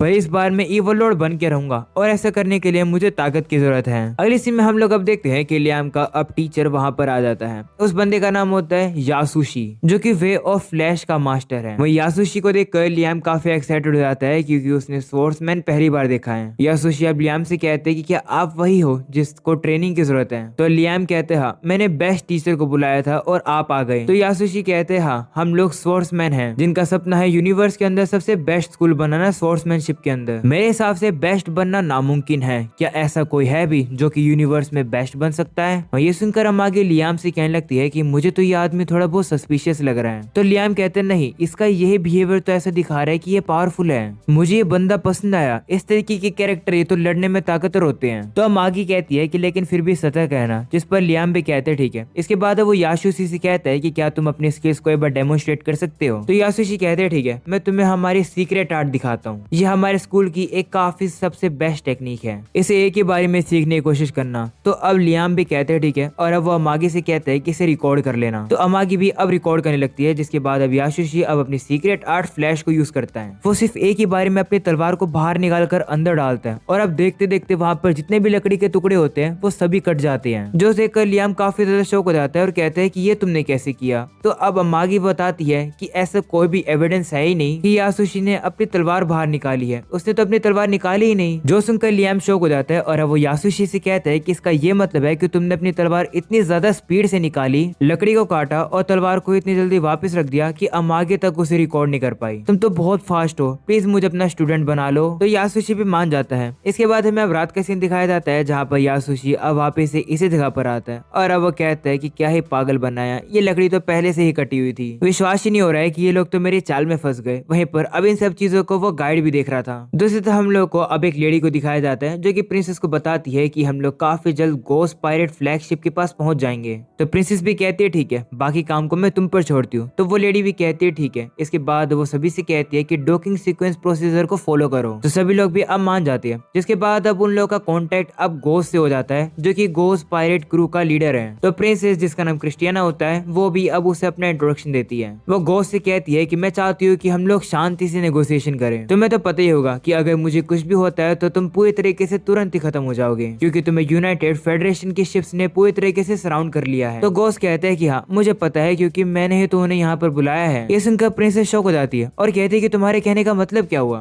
तो प्रिंसेस के साथ ही बताती है कि हमारे होमलैंड से एक ट्रांसमिशन आया है, काफी सारी बैटलशिप प्लेनेट की तरफ ही आ रही है और ये सभी बैटलशिप तो पायरेट की हैं। ये देखकर प्रिंसेस शॉक हो जाती है और कहती है कि आखिरकार इन लोगों ने हमारे डिफेंसेस को पार कैसे किया। तो गोस्ट कहता है कि यूनाइटेड फेडरेशन इतनी भी ज्यादा यूनिफाइड नहीं है, काफी सारे लोग हैं जिन्हें तुम्हारे बारे में चिंता ही नहीं है। वही प्रिंसेस के साथ ही बताती है कि यूनाइटेड फेडरेशन के जो लोग हैं अपनी कैनेस को हमारी तरफ कर रहे हैं। ये देखकर गोस्ट अब कहता है कि इन सभी लोगों को अपने कब्जे में करने में थोड़ा सा टाइम लग गया, पर ये लोग पैसे में बिक गए। अगर तुम्हें अपने प्लेनेट को बचाना है तो वो करो जो कि मैं तुमसे कह रहा हूँ। और इसी में हम लोग अब यासुशी को देखते हैं, जो कि अब लियाम को शाम तक ट्रेनिंग कराता है और अब वो ट्रेनिंग कराकर चला जाता है। पर लियाम अब भी ट्रेनिंग करता है। वो तलवार निकालकर लकड़ियों को काटने की कोशिश करता है, पर वो काट ही नहीं पा रहा होता है। लियाम अब कहने लगता है कि मैं मास्टर की टेक्निक को सीखना चाहता हूँ। उस दिन से अब 3 साल पूरे हो चुके हैं, तब से मैं बेसिक ट्रेनिंग ही करता आ रहा हूँ, पर उन्होंने मेरे को आज तक वो टेक्निक सिखाई नहीं है। तो हम आगे कहती है हाँ, लेकिन आपकी स्किल्स काफी ज्यादा बढ़ चुकी है मार्शल आर्ट्स में। तो लियाम कहते हैं कि हाँ पता है, पर मुझे एक फिनिशिंग मूव सीखना है, बिल्कुल मेरे मास्टर की तरह। अगले सीन में हम लोग अब यासुशी को देखते हैं, जो कि अपने रूम में मजे कर रहा होता है। वो कहता है कि क्या ही कमाल की जॉब मुझे मिली है, मुझे सिर्फ एक बच्चे को बेसिक ट्रेनिंग करानी है और इसी के मुझे अच्छे पैसे मिल रहे हैं। वो बच्चा कितना बड़ा बेवकूफ है, उसे तो ये भी नहीं पता है कि मेरी वो जो टेक्निक थी वो झूठी थी। तभी हम देखते हैं कि वहाँ पर लियाम आ जाता है और अब उसे कहते हैं कि मेरी एक रिक्वेस्ट है, प्लीज मुझे वो फ्लैश सीक्रेट टेक्निक सिखा दो। तो यासुशी कहता है कि नहीं, मैंने तुम्हें पहले बताया था कि वो सीक्रेट टेक्निक तुम्हें मैं सिर्फ एक ही बार दिखाऊंगा, पर तुम उसे एक ही बार में नहीं सीख पाए। अगर तुम सेटिस्फाई नहीं हो तो तुम्हें ट्रेनिंग करने की जरूरत नहीं है, तुम्हें मैं ट्रेनिंग से निकाल रहा हूँ और अब मैं जा रहा हूँ। जो सुनकर लियाम अब उसे माफी मांगता है और कहता है कि प्लीज प्लीज मुझे मत निकालो और आप भी मत जाओ। तो यासुशी भी मान जाता है और अब वो लियाम से कहते हैं कि कोशिश करना कि तुम इस गलती को दोबारा मत करो। तो लियाम भी कहते हैं ठीक है। इसके बाद लियाम अब वहां से चला जाता है और अब यासुशी फिर से एंजॉय करने लगता है। वो अब कहने लगता है कि लियाम मैं तुम्हें वो टेक्निक क्या ही सिखाऊं जो कि मुझे खुद नहीं आती है। तभी लियाम फिर से आ जाता है और कहता है कि मैंने आपके साथ बुरा बिहेव किया ना, इसलिए मैं आपकी ट्यूशन फी थोड़ी सी बढ़ा रहा हूँ। तो यासुशी कहते हैं ठीक है, अगर तुम चाहते हो तो बढ़ा दो। जिस पर लियाम भी कहते हैं ठीक है और अब वो वहां से चला जाता है। इसके बाद अब यासुशी फिर से हंसने लगता है और कहता है कि लियाम तो कितना बड़ा बेवकूफ है। वो अब हंसी रहा होता है पर तभी लियाम फिर से वहां पर आ जाता है और कहते हैं कि कल मुझे अर्जेंट काम है तो मैं ट्रेनिंग नहीं कर पाऊंगा। तो यासुशी भी कहते हैं ठीक है। अगले सीन में हमें बैटलशिप का सीन दिखाया जाता है जहाँ पर उन लोगों ने प्रिंसेस को कैप्चर कर लिया है। वहीं पर गोज अब उससे कहते हैं देखो मैंने तुम्हें वीआईपी सीट पर बिठाया है स्पेशली तुम्हें ये दिखाने के लिए। ऐसा बोलने के बाद गोज अपने साथियों को प्रिंसेस के प्लेनेट के ऊपर हमला करने के ऑर्डर्स दे देता है और अब वो लोग भी हमला कर देती हैं, जो देखकर प्रिंसेस काफी ज्यादा डर जाती है। अगले सीन में अब लियाम को दिखाया जाता है जो कितना ज्यादा खुश नहीं होता है अपनी ट्रेनिंग से। तभी अमागी उसे इस महीने की इकोनॉमिक स्टेटस दिखाती है। वो कहती है कि हमारे डेट तो अभी भी है पर हमारी मैन्युफैक्चरिंग और कंजप्शन अच्छे से ग्रो हो रही है। ये सुनकर लियाम अब उसकी तारीफ करता है और कहते हैं कि तुम्हें ये सब कुछ हैंडल करने देने के लिए मैंने अच्छा किया। तो अमागी कहती है कि इसके लिए शुक्रिया पर मुझे माफ भी कर देना क्योंकि रेट ऑफ ग्रोथ जितना मैंने एक्सपेक्ट किया था उससे कई ज्यादा लो है। एग्जाम्पल के लिए हमारी वेलफेयर वर्क की रिपोर्ट देखो, हमने काफी बजट इन्वेस्ट किया था पर हमें उतना रिजल्ट नहीं मिला। तो लियाम भी अब अच्छे से डिटेल्स को देखता है और कहता है कि इन सब के पीछे जो भी रिस्पॉन्सिबल है उसे सामने लेकर आओ। तो वो बंदा भी अब सामने आ जाता है। वहीं पर लियाम अब उससे कहता है कि तुमने पैसे खुद ही खा लिए है ना, साथ साथ पता चल रहा है कि तुम वेंडर्स के साथ मिले हुए हो। वही वो बंदा कहते हैं कि नहीं मैंने तो ऐसे कुछ भी नहीं करा, दरअसल आप इतने यंग हो आपको समझ ही नहीं आ रहा होगा कि असली गलती किसकी है। जो भी खर्चा हुआ है वो सब जरूरी थे, मैंने कुछ भी पैसा नहीं खाया। तो लियाम कहते हैं कि झूठ बोलना बंद करो, मुझे रिसिप्ट्स को पढ़ने की आदत है। तो वो बंदा अब कहने लगता है कि अगर चीजों को स्मूथली चलाना है तो अनप्लान्ड चीजें होती है जिन्हें ऑर्डर करना जरूरी होता है। तो लियाम कहता है कि मैंने ये देखा है कि प्लान के हिसाब से तुमने वेंडर्स को ऑर्डर नहीं दिए हैं। तो बंदा कहता है कि ऐसा इसलिए क्योंकि मुझे कोई और कमाल का वेंडर मिल गया था। तो लियाम कहता है कि तो फिर चीजें लेट क्यों हो रही है। तो बंदा को अब पसीने आने लगते हैं। तो अब कहने लगता है कि चीजों को प्लान के हिसाब से करने में थोड़ी बहुत दिक्कतें आती ही हैं, तो थोड़ा टाइम लगेगा। ये सुनकर लियाम अब मन में कहता है कि ये तो पैसे भी खा रहा है और उल्टा दूसरे वेंडर से भी रिश्वत ले रहा है। ये तो एक काफी करप्ट ऑफिसर है, इसके इस कारनामे को मुझे सीख लेना चाहिए एक इवल लॉर्ड के तौर पर। वह पर लियाम को और भी ज्यादा करप्शन के बारे में पता चलता है, जिसे देखकर वो बंदा कहता है कि ये मेरा नहीं बल्कि मेरे सबॉर्डिनेट का काम है। तो लियाम अब अमागी से कहता है कि क्या ये सच बोल रहा है। तो अमागी कहती है हाँ, पर इन सब के प्रूफ नहीं है, अभी भी थोड़े बहुत फंड्स मिसिंग है। ये सुनने के बाद लियाम को अब याद आता है अपनी पास्ट लाइफ के बारे में कि किस तरीके से धोखा मिला था उसे, उसके ऊपर झूठा इल्जाम भी लगा दिया गया था। लियाम अब गुस्से में आ जाता है और अब उस बंदे से कहता है कि तुम अपने ही सबॉर्डिनेट के ऊपर इस तरीके से झूठा इल्जाम लगा रहे हो, तुमने अपने सबॉर्डिनेट को ही मार दिया ना। ये सुनने के बाद वो बंदा घबरा जाता है। वो अब लियाम से कहता है कि आप अमागी की बात पर भरोसा क्यों कर रहे हो, वो एक एआई है,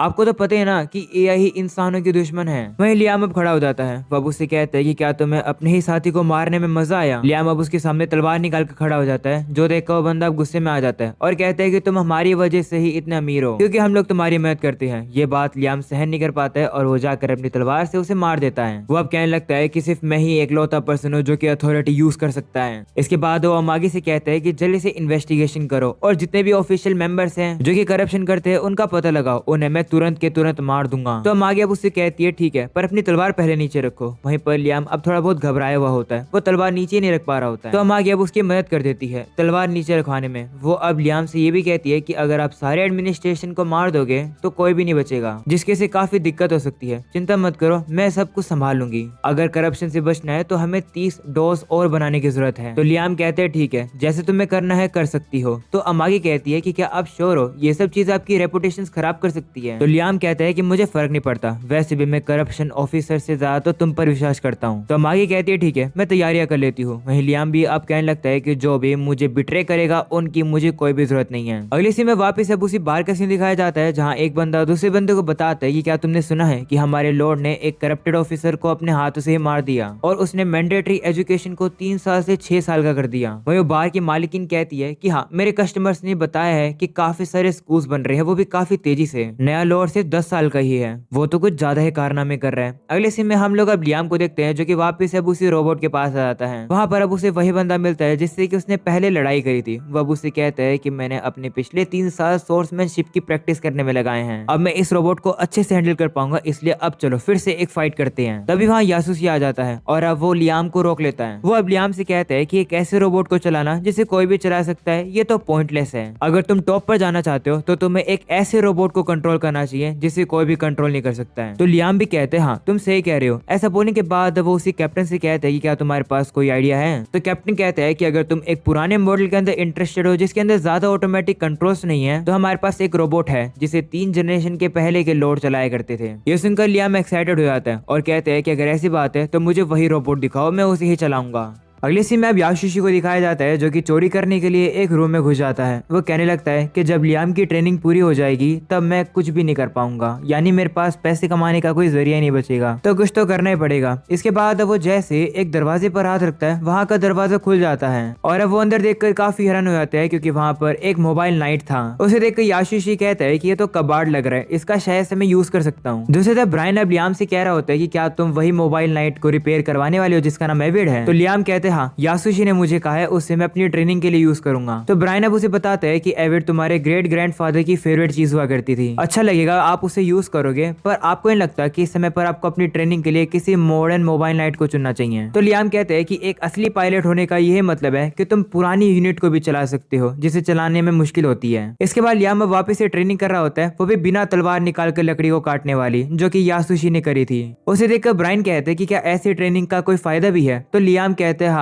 मैं ये ट्रेनिंग सीक्रेट आर्ट फ्लैश सीखने के लिए कर रहा हूँ जो कि मेरे मास्टर यूज करते हैं। दूसरी तरफ मागी को दिखाया जाता है जो कि अब उसी रूम के अंदर आ जाती है। वो अब सोचने लगती है कि क्या यासुशी सही में एक टैलेंटेड सोर्समैन है, क्योंकि मुझे तो वो नहीं लगता, पर अगर मास्टर चाहते हैं तो मैं मुझे उनकी बात माननी पड़ेगी। ऐसा बोलने के बाद वो उसी मोबाइल नाइट के पास आ जाती है और कहती है कि मैं अपना बेस्ट करूंगी तुम्हें रिवाइव करने के लिए, बदले में मेरे मास्टर को प्रोटेक्ट करना। अगले सीन में हम लोग को अब पहले लेफ्टिनेंट को दिखाया जाता है जिसका नाम नियाज कार्लिन है। वो एम्पायर की 7th वेपन फैक्ट्री के अंदर है और वो यहाँ पर लियाम की मोबाइल नाइट की सर्विस के लिए आई है। नियाज अब मागी को देखकर कहती है कि क्या ये एक एआई एंड्रॉइड है। तो लियाम कहता है हाँ, क्या तुम्हें दिक्कत है। वहीं पर नियाज कहती है कि ये तो टायरल नेक्सस वर्जन 6 है, इसे तो काफी अच्छे स्पेक्स के साथ कस्टमाइज किया गया है। पहली बार मैं किसी एक ऐसी एंड्रॉइड को देख रही हूँ जिसके ऊपर इतना ज्यादा पैसा लगाया है इसे इतना पॉलिश करने के लिए। वो अब लियाम से कहती है कि तुमने काफी ज्यादा समय लगाया होगा इसकी सारी सेटिंग्स को चूज करने में। तो लियाम कहते हैं हाँ। अगले सीन में वो लोग अब मोबाइल नाइट एविड के पास पहुंच जाते हैं। लियाम अब नियाज से कहता है कि कोशिश करना कि इसे वापस से काम का बना दो।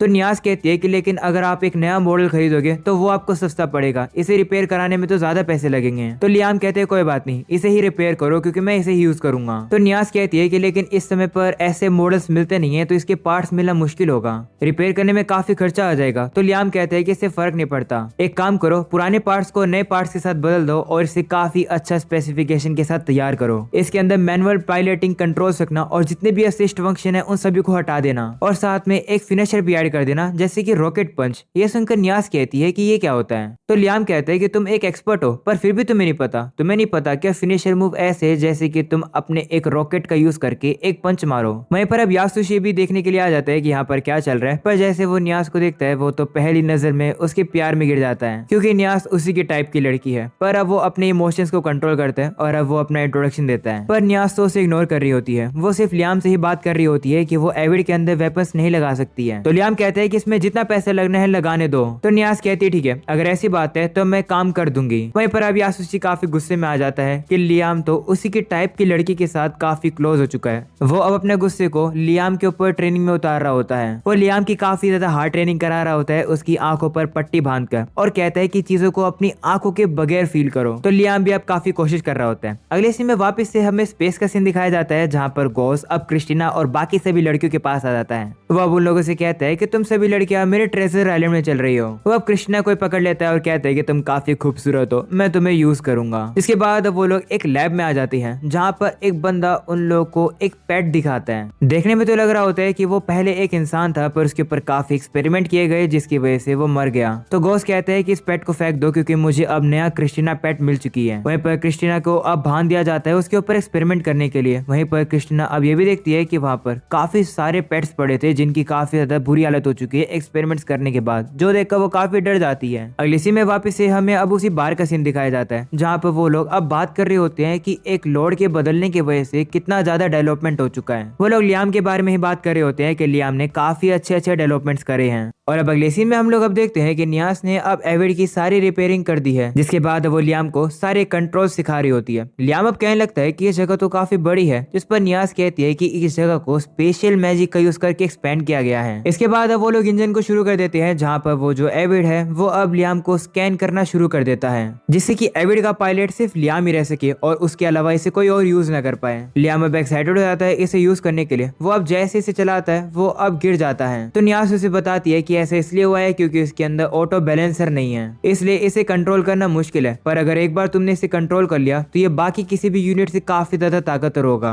तो लियाम कहते हैं ठीक है, और अब वो जैसे तैसे करके अब उसे यूज करने लगता है, जो देखकर ब्रायन काफी ज्यादा प्राउड फील करता है लियाम के ऊपर। वो तो इमोशनल हो जाता है। दूसरी तरफ नियास भी लियाम से कह रही होती है कि तुम तो पहली बारी में ही काफी अच्छा कर रहे हो। तो लियाम कहते हैं कि वो तो करूंगा ही ना, क्योंकि इतने समय से मैं इसी चीज के लिए तो ट्रेनिंग कर रहा हूँ। वही नियास कहती है कि ये वाला मोबाइल नाइट सबसे ज्यादा डिफिकल्ट है यूज करने के लिए, पर तुम इसे अगर पहली बार में यूज कर पा रहे हो तो इसका मतलब ये है कि तुम कमाल के हो और तुम्हारे पास इसका नेचुरल टैलेंट है। अब विजुअलाइज करके देखो, ऐसा इमेजिन करो कि तुम इसे अपने ही दिमाग से चला रहे हो। अगले सीन में लियाम वापस से ट्रेनिंग करने के लिए आ जाता है, पर अब भी वो वे ऑफ फ्लैश को सीख ही नहीं पाया है। वो अब कहने लगता है कि अब मैं क्या करूं, शायद से मेरे पास इसके लिए कोई टैलेंट ही नहीं है। तो अमागी कहती है कि क्योंकि मैं एक एआई हूं तो मैं टैलेंट जैसे कॉन्सेप्ट को मेजर नहीं कर सकती हूँ, पर मुझे ये नहीं लगता कि आपके अंदर कोई भी कमी है। मुझे तो कमी यासुशी की इंस्ट्रक्शन में लगती है, मुझे तो विश्वास की भी कमी लगती है। वही लियाम तो कुछ और ही समझ जाता है। वो अमागी से कहता है कि तुम्हारे कहने का ये मतलब है कि मैं अपने मास्टर के अंदर पूरा विश्वास नहीं करता हूँ। लियाम अब थोड़ा सोचता है और कहता है कि इस दुनिया के अंदर मैजिक एग्जिस्ट करता है, तो शायद से यासुशी की ट्रेनिंग के अंदर जरूर से कोई मैजिक ही इन्वॉल्व होगा। मुझे ट्रेनिंग के साथ मैजिक पावर पर फोकस करना होगा। अगले सीन में हम लोग अब देखते हैं कि लियाम अब काफी साल लगाता है अपनी मैजिक ट्रेनिंग में। काफी साल अब भी जाते हैं, जहाँ पर लियाम अब यासुशी को अपनी ट्रेनिंग दिखाता है। वो अपने मैजिक का यूज करके दूर से ही लकड़ी को काट देता है, जो देखकर यासुशी भी शॉक हो जाता है।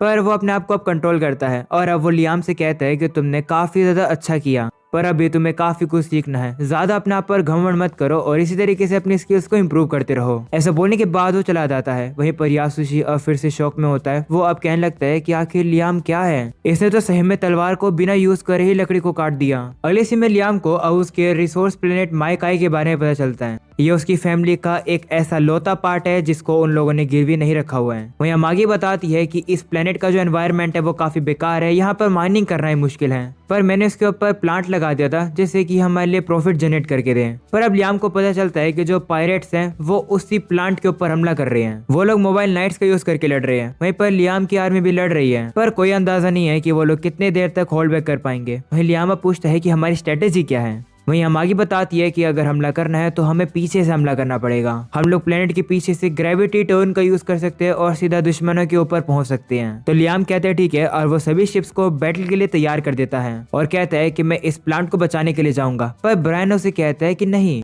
एक लॉर्ड को खुद नहीं जाना चाहिए पायरेट से लड़ने के लिए। तो लियाम कहते हैं नहीं, मैं खुद जाऊंगा, क्योंकि उन लोगों ने मेरा नुकसान करा है, इसलिए मैं उन्हें कभी माफ नहीं करूंगा। मास्टर यासुशी ने जो मुझे स्किल सिखाई है, अब उनका शो ऑफ करने का समय आ गया है। अगले सीन में लियाम अब एविड के अंदर बैठ जाता है और वो दुश्मनों से लड़ने के लिए आ जाता है। वहीं नियास भी अब उसे कहती है कि आप एविड के अंदर बैठे हो तो मुझे बता देना कि चीजें कैसी रही हैं, क्योंकि मुझे डाटा कलेक्ट करना है। तो लियाम भी कहते हैं ठीक है। इसके बाद वो सीधा दुश्मनों के ऊपर पहुंच जाता है और उनको ब्लाइंड स्पॉट से हमला कर देता है। वहीं दुश्मनों को अब बादलों की वजह से देखने में थोड़ी दिक्कत हो रही होती है। इस मौके का फायदा उठाकर लियाम अब उसकी यूनिट के साथ जाता है और दुश्मनों को खत्म करने लगता है। वहीं दुश्मन अब लियाम के पीछे हमला करने वाले थे, पर लियाम जैसे तैसे करके अपने पीछे शील्ड लगा लेता है और बच जाता है। इसके बाद अब लियाम को दिखाया जाता है जो कि सभी लोग के ऊपर अब वे ऑफ फ्लैश यूज करने लगता है। वो एक ही हमले में दूर से ही काफी ज्यादा दुश्मनों को खत्म कर देता है, जो देखकर सभी दुश्मन भी हैरान हो जाते हैं और डर के मारे भागने लगते हैं। ये देखकर लियाम कहते हैं कि ये बिल्कुल परफेक्ट समय है इन लोगों को मेरे फिनिशर से खत्म करने का। ऐसा बोलने के बाद लियाम अब अपना रॉकेट पंच यूज करने लगता है, पर वो रॉकेट पंच उसके हाथ से नहीं बल्कि एक मैजिक सर्कल से बाहर निकलता है। ये देखकर वो कंफ्यूज हो जाता है और नियास से कहता है कि ये तुमने क्या किया, मैं चाहता था कि ये मेरे हाथ से निकले। जिस पर नियास कहती है कि लेकिन इस तरीके से इसे यूज करना काफी पावरफुल रहेगा।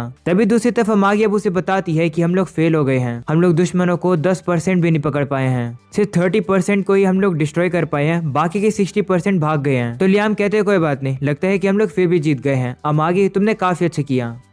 अगले सीन में अब उसी साइंटिस्ट को दिखाया जाता है जो कि गोस्ट को बताता है कि जो हमारी आर्मी है वो हार गई है और जो भी बच्चे कुछ लोग हैं वो डर के मारे वापस आ गए हैं। ये सुनकर गोस्ट काफी गुस्से में आ जाता है और कहते हैं कि अगर ऐसी बात है तो जितने भी लोग वापस आए हैं उन्हें खत्म कर दो। ये सुनकर वो साइंटिस्ट हैरान हो जाता है और कहते हैं क्या आप अपने ही साथियों को मार दोगे? जिस पर गोस्ट कहते हैं हाँ, जब कोई भी किसी पायलट को नीचा दिखाया जाता है तो इसका मतलब है कि वो पायलट कहलाने के लायक ही नहीं है। जो डर के मारे वापस आ गए हैं हम लोग उन्हें कुचल देंगे जिससे कि वो लोग बाकी सभी लोगों के लिए एग्जाम्पल्स बने, जिससे कि हमारे बाकी के लोगों के अंदर हिम्मत ना हो हार कर वापस आने की। तो वो साइंटिस्ट कहते हैं ठीक है। इसके बाद अब गोस्ट अब उसी लड़की से कहता है कि मैं थोड़ा काम करने के लिए जा रहा हूँ, मैं बाद में तुमसे मिलने के लिए आऊंगा। ऐसा बोलने के बाद अब गोस्ट वहाँ से चला जाता है। अगले सीन में हम लोग अब अमागी को देखते हैं जो कि लियाम को अब कांग्रेचुलेशन करती है क्योंकि ये लियाम की पहली बैटल थी जो कि वो जीत गया। तो लियाम भी अब उससे कहता है कि ये सब कुछ तुम्हारी स्ट्रेटेजी की वजह से नहीं हो पाता, तुम्हारी वजह से ही हम लोग हमारे रिसोर्स प्लेनेट को बचा पाए और साथ में हम लोगों ने दुश्मनों की स्पेसशिप्स को भी कब्जा कर लिया है। वहीं अब अमागी कहती है कि ये लॉज हैं कि जो भी कोई पायरेट्स को हरा देता है तो पर्सन को उन पायरेट्स की शिप की ओनरशिप मिल जाती है और उसके अंदर जितना भी सामान है वो भी उसी पर्सन को मिल जाता है। ये सुनने के बाद लियाम हैरान हो जाता है और कहते हैं क्या इसका मतलब पायरेट्स की शिप के अंदर तो ट्रेजर होगा और वो सारा मेरा होता है। वहीं लियाम को लग रहा होता है कि दुश्मनों की जो स्पेसशिप है उसके अंदर उसे गोल्ड और सिल्वर मिलेगा, पर उसके अंदर कुछ और ही सामान होता है। उसके अंदर रेयर मेटल्स होते हैं जैसे कि और चिलकम, एंडरमेंटाइट और भी काफी ज्यादा वैल्यूएबल मेटल्स। उन सबको सुनकर लियाम कहता है कि इन सभी चीजों का यूज तो वेपन्स बनाने के लिए किया जाता है ना, मुझे तो ऐसा ट्रेजर चाहिए था जिसके अंदर डायमंड्स और गोल्ड होते हो। तो अमागी कहती है कि डायमंड्स तो बस कार्बन क्रिस्टल होते हैं और वो इतने ज्यादा वैल्यूएबल नहीं होते हैं। जो मटेरियल हमें मिला है बल्कि वो काफी ज्यादा कीमती है। ये सुनकर लियाम हैरान हो जाता है और उसे समझ आता है कि इस दुनिया के अंदर डायमंड और गोल्ड की कीमत इतनी ज्यादा नहीं है, पर फिर भी वो कहता है कि मुझे फर्क नहीं पड़ता है, मुझे तो गोल्ड ही पसंद है। तो ब्रायन कहता है कि स्पेसशिप के अंदर हमें थोड़ा गोल्ड मिला है और गोल्ड एक मैन्युफैक्चरिंग रिसोर्स होता है जो कि इलेक्ट्रॉनिक्स को बनाने में काम आता है। तो लियाम कहते हैं ठीक है, जितना भी गोल्ड हमें मिला है उन्हें गोल्ड कॉइन्स से बदल दो, सभी गोल्ड कॉइन को मैं अपने कमरे के अंदर रखूंगा। तो ब्रायन कहते हैं ठीक है, बाकी सभी मेटल्स का आप क्या करोगे? तो लियाम कहता है कि उन सभी मेटल्स को वेपन्स में बदल दो, जैसे कि वेपन वगैरह। तो ब्रायन कहता है कि हम लोग ऐसा नहीं कर सकते हैं क्योंकि हमारी फैमिली के अंदर कोई भी स्किल्ड स्मिथ नहीं है जो कि उन्हें अच्छे वेपन से बदल सके। ये सुनने के बाद लियाम कहता है कि हमारे पास तो लगता है कुछ भी नहीं है, पर तभी अमागी कहती है कि मेरे पास एक आइडिया है। वो अब लियाम को बताती है कि जब हम लोग दुश्मनों से लड़ रहे थे तो हमें एक चीज पता चली, हमें ये पता चला कि हमारी फैमिली के पास 10,000 बैटल शिप्स हैं, उनमें से हम सिर्फ 30% को ही यूज कर पाए हैं और सिर्फ बैटल के दौरान हम लोग सिर्फ 2,000 शिप्स का ही यूज कर पाए हैं। ये सुनकर लियाम हैरान हो जाता है और कहते हैं कि हम लोग उतने से ही जीत गए। तो अमागी कहती है हाँ, दुश्मनों ने हम लोग को अंडर एस्टिमेट कर दिया था, पर मास्टर आपने अपने एविड के साथ काफी अच्छी परफॉर्मेंस करी और दुश्मनों की बैंड बजा दी। तो लियाम कहते हाँ, पर अब हम लोग क्या करें, हमारे 70% जो भी चीजें हैं वो तो बेकार की ही हुई। तो अमागी कहती है कि हमारे पास जितनी भी बेकार की चीजें हैं जैसे कि पुरानी खराब बैटल शिप्स क्यों ना हम लोग उन्हें बेच दें। ये सुनकर ब्रायन शॉक हो जाता है। वो लियाम से कहते हैं कि लेकिन हम लोग ऐसा नहीं कर सकते हैं, ऐसा करने से हमारे नंबर्स कम हो जाएंगे और पायरेट्स हमें और भी ज्यादा कमजोर समझेंगे। वही अमागी कहती है कि लेकिन अगर हम लोग उन बैटल शिप्स को अपने पास रखेंगे तो हम लोग को काफी ज्यादा मेंटेनेंस फीस देना पड़ेगा, इससे हमारे नुकसान होगा। तो लियाम अब उसे कहते हैं हाँ अमागी तुम सही कह रहे हो, मैं ऐसी चीजों के ऊपर बिल्कुल भी पैसा नहीं लगाना चाहता हूँ जिन्हें हम लोग यूज भी नहीं कर पा रहे हैं। वही अमागी कहती है कि क्यों ना हम लोग कुछ नई बैटल शिप्स खरीद लें। जो पायरेट से हमें काफी ज्यादा रेयर मेटल्स मिले हैं, अगर हम लोग उन्हें बेच देंगे तो हमें काफी पैसे मिल जाएंगे, उन्हीं पैसों का यूज करके हम लोग काफी सारे बैटल शिप्स खरीद लेंगे। तो लियाम कहते हैं कि क्या ऐसा करना पॉसिबल है? तो अमागी कहती है कि जो लेटेस्ट मॉडल्स हैं उन्हें खरीदना तो थोड़ा बहुत मुश्किल होगा,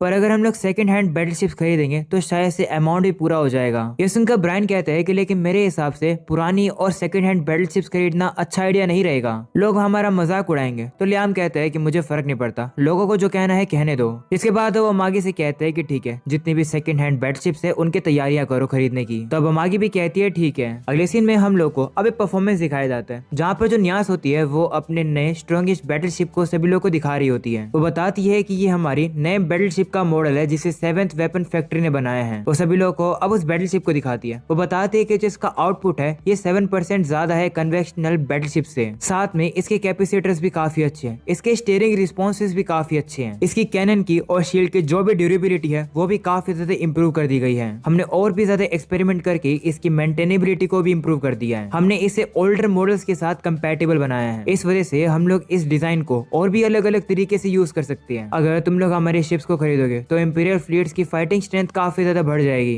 प्लीज जरा इसे खरीदने का सोचना। इसके बाद हमें अब न्यास की कंपेटिटर को दिखाया जाता है जिसका नाम इल्यूसिया होता है और वो फर्स्ट लिeutenant है थर्ड वेपन फैक्ट्री की। वो भी सभी लोगों को अपनी बैटल शिप का नया मॉडल दिखाती है जो कि थर्ड वेपन फैक्ट्री ने बनाया है। वो सभी लोगों को दिखाती है इस बैटल शिप की बॉडी को। वो सभी को बताती है कि इस बैटल शिप की बॉडी को famous industrial designer Sid Colani ने बनाया है। सिड कॉलोनी वही पर्सन है जिन्हें 7 बार अवार्ड मिले गए हैं इंपीरियल डिजाइन के। अगर तुम लोग इसके अंदर का इंटीरियर देखोगे तो वो हाई क्लास मटेरियल से बना है जो कि तुम्हें एक लग्जरी फील देगा, साथ में तुम्हें ब्रेवरी, प्राइड और एलिगेंस फील करवाएगा। ये इंपीरियल के स्पेशली लोगों के लिए ही डिजाइन किया गया है। ये उन्हें परफेक्टली सूट करेगा। इस बैटलशिप के अंदर जितनी भी सीट्स हैं वो काफी ज्यादा कंफर्टेबल है जो कि लेदर से बनाई गई है। साथ में इसके कंसोल पैनल्स भी काफी ज्यादा अच्छी लकड़ी से बने हैं जो कि तुम्हें एक लग्जरी लुक देता है। साथ में इसके जो कमांड्स है वो भी यूज करना काफी इजी है। इससे फर्क नहीं पड़ता है कि बैटल कितनी भी ज्यादा इंटेंस हो। अगर तुम लोग हमारे बैटलशिप को यूज करोगे तो तुम्हारी डिग्निटी बनी रहेगी। तुम काफी ज्यादा कॉन्फिडेंस से ही अपने दुश्मनों को दूर से ही खत्म कर सकते हो। जरा इसे खरीदने का सोचना। तो वो लोग भी अब सोच लेते हैं। वो लोग अब इल्यूशिया की ही बैटलशिप को काफी ज्यादा पसंद करते हैं और अब वो लोग उसे ही खरीदने का डिसाइड करते हैं। ये देखकर न्यास गुस्से में आ जाती है। वो इल्यूशिया से कहने लगती है कि लेकिन हमारी बैटलशिप की जो कैपेबिलिटीज हैं वो काफी ज्यादा अच्छी हैं, तो तुम्हारी क्यों खरीदी गई है? जिस पर इल्यूशिया कहती है कि जो भी वेपन्स हैं वो स्पेशलिस्ट के द्वारा बनाए जाते हैं तो वो तो ताकतवर ही होंगे, पर यहाँ पर सिर्फ ताकतवर होना ही एक सेलिंग पॉइंट नहीं है। सिर्फ ताकतवर होने के साथ साथ हमारी जो बैटलशिप है वो काफी ज्यादा खूबसूरत है। तो न्यास कहती है कि लेकिन हमारी बैटलशिप ज्यादा ताकतवर है क्योंकि वहाँ पर ज्यादा फोकस नहीं किया गया है जहाँ पर फोकस देने की जरूरत ही नहीं है, पर तुम लोगों ने काफी सारी एक्स्ट्रा बकवास की चीजें ऐड करी गई है। इस पर इल्यूशिया कहती है कि वो सभी चीजें बकवास नहीं है। एक बैटलशिप की ताकत उसके जो क्रू मेंबर है उस पर डिपेंड करती है। हमारी बैटलशिप इतनी ज्यादा कंफर्टेबल है कि जो भी क्रू है वो थकेगा ही नहीं और वो लोग लगातार काम करता रहेगा और अपने मिशंस को पूरा करता रहेगा। इसलिए हमारी जो बैटलशिप है ये तुमसे काफी ज्यादा अच्छी है। अगले सीन में वो लोग वहां से जा रहे होते हैं जहाँ पर यहाँ से इल्यूशिया से कहती है कि भले तुम आज का मैच जीत गई हो पर हमारी ही बैटलशिप वॉर जीतेगी क्योंकि जो हमारी शिप्स हैं उनकी कैपेबिलिटीज काफी ज्यादा सुपीरियर है। तो इल्यूशिया कहती है कि लेकिन हम तुम्हारे बैटलशिप को देख ही नहीं पाएंगे कि वो कितने ताकतवर है अगर तुम्हारे बैटलशिप खरीदेगा ही नहीं कोई तो बैटल तो हम लोग ही जीतते हैं। वैसे मैं भी देखना चाहती हूँ कि अगर वॉर होती है तो हम में से किसकी बैटलशिप ज्यादा अच्छी रहेगी और कौन जीतेगी,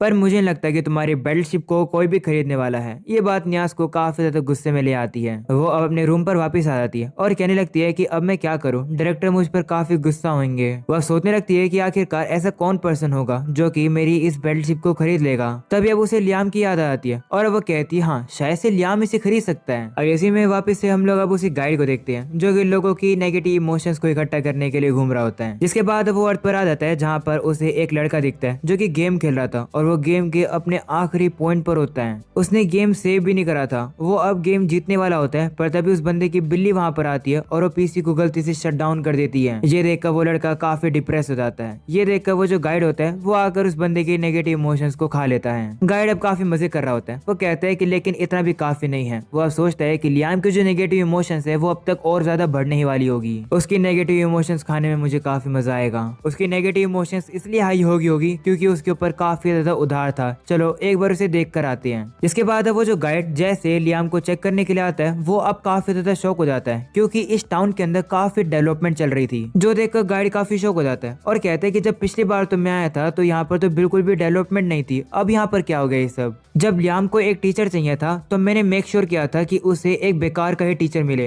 अगले सीन में वापस से उसी बार का सीन दिखाया जाता है जहाँ पर वो लोग बात कर रहे होते हैं कि हमारे लॉर्ड यानी कि लियाम ने कुछ पायरेट्स को पकड़ लिया और जो पायरेट की शिप थी वो ट्रेजर से भरी हुई थी। ये सुनकर बार की जो ओनर होती है वो कहती है कि अच्छी बात है, अब हमारी इकोनॉमी और भी ज्यादा इंप्रूव हो जाएगी। वहीं पर यहाँ पर यासूसी जी भी बैठा हुआ था जो कि ड्रिंक कर रहा होता है। वो कह रहा होता है कि लियाम तो पूरा पागल है, वो इतने समय में मुझे सरपास कर गया। वो इस समय पर एक असली फर्स्ट स्टेट का वॉरियर बन चुका है। वहीं पर इस बात को वो गाइड भी सुन लेता है। वो ये सुनकर काफी हैरान हो जाता है। अगले सीन में अब वो लियाम को ही देखता है। वहीं पर लियाम अब वापस से वेव ऑफ फ्लैश को यूज करके दूर से ही लकड़ी को काट देता है। जो देखकर वो गाइड काफी शौक हो जाता है। दूसरी तरफ अमागी अब लियाम की तारीफ कर रही होती है इस टेक्निक के लिए। तो लियाम भी अब अमागी से कहता है कि मैंने कैसा किया, क्या मैं मास्टर यासुशी के लेवल पर पहुंच चुका हूँ। तो अमागी कहती है कि लेकिन आपकी सोर्स से मैं कुछ मेजर ही नहीं कर पाई, तो मैं अच्छे से बता नहीं सकती हूँ। वही लियाम कहते हैं कि लेकिन मेरे हिसाब से यासुशी ने अपना लेवल कम कर लिया था उस समय पर, जिससे कि वो मुझे अच्छे से दिखा सके। असलियत में यासुशी की जो टेक्निक थी वो असलियत में और भी ज्यादा पावरफुल होगी। मुझे नहीं लगता कि मैं उन्हें कभी हरा पाऊंगा, मुझे अपने आप को और भी ज्यादा इंप्रूव करते रहना होगा।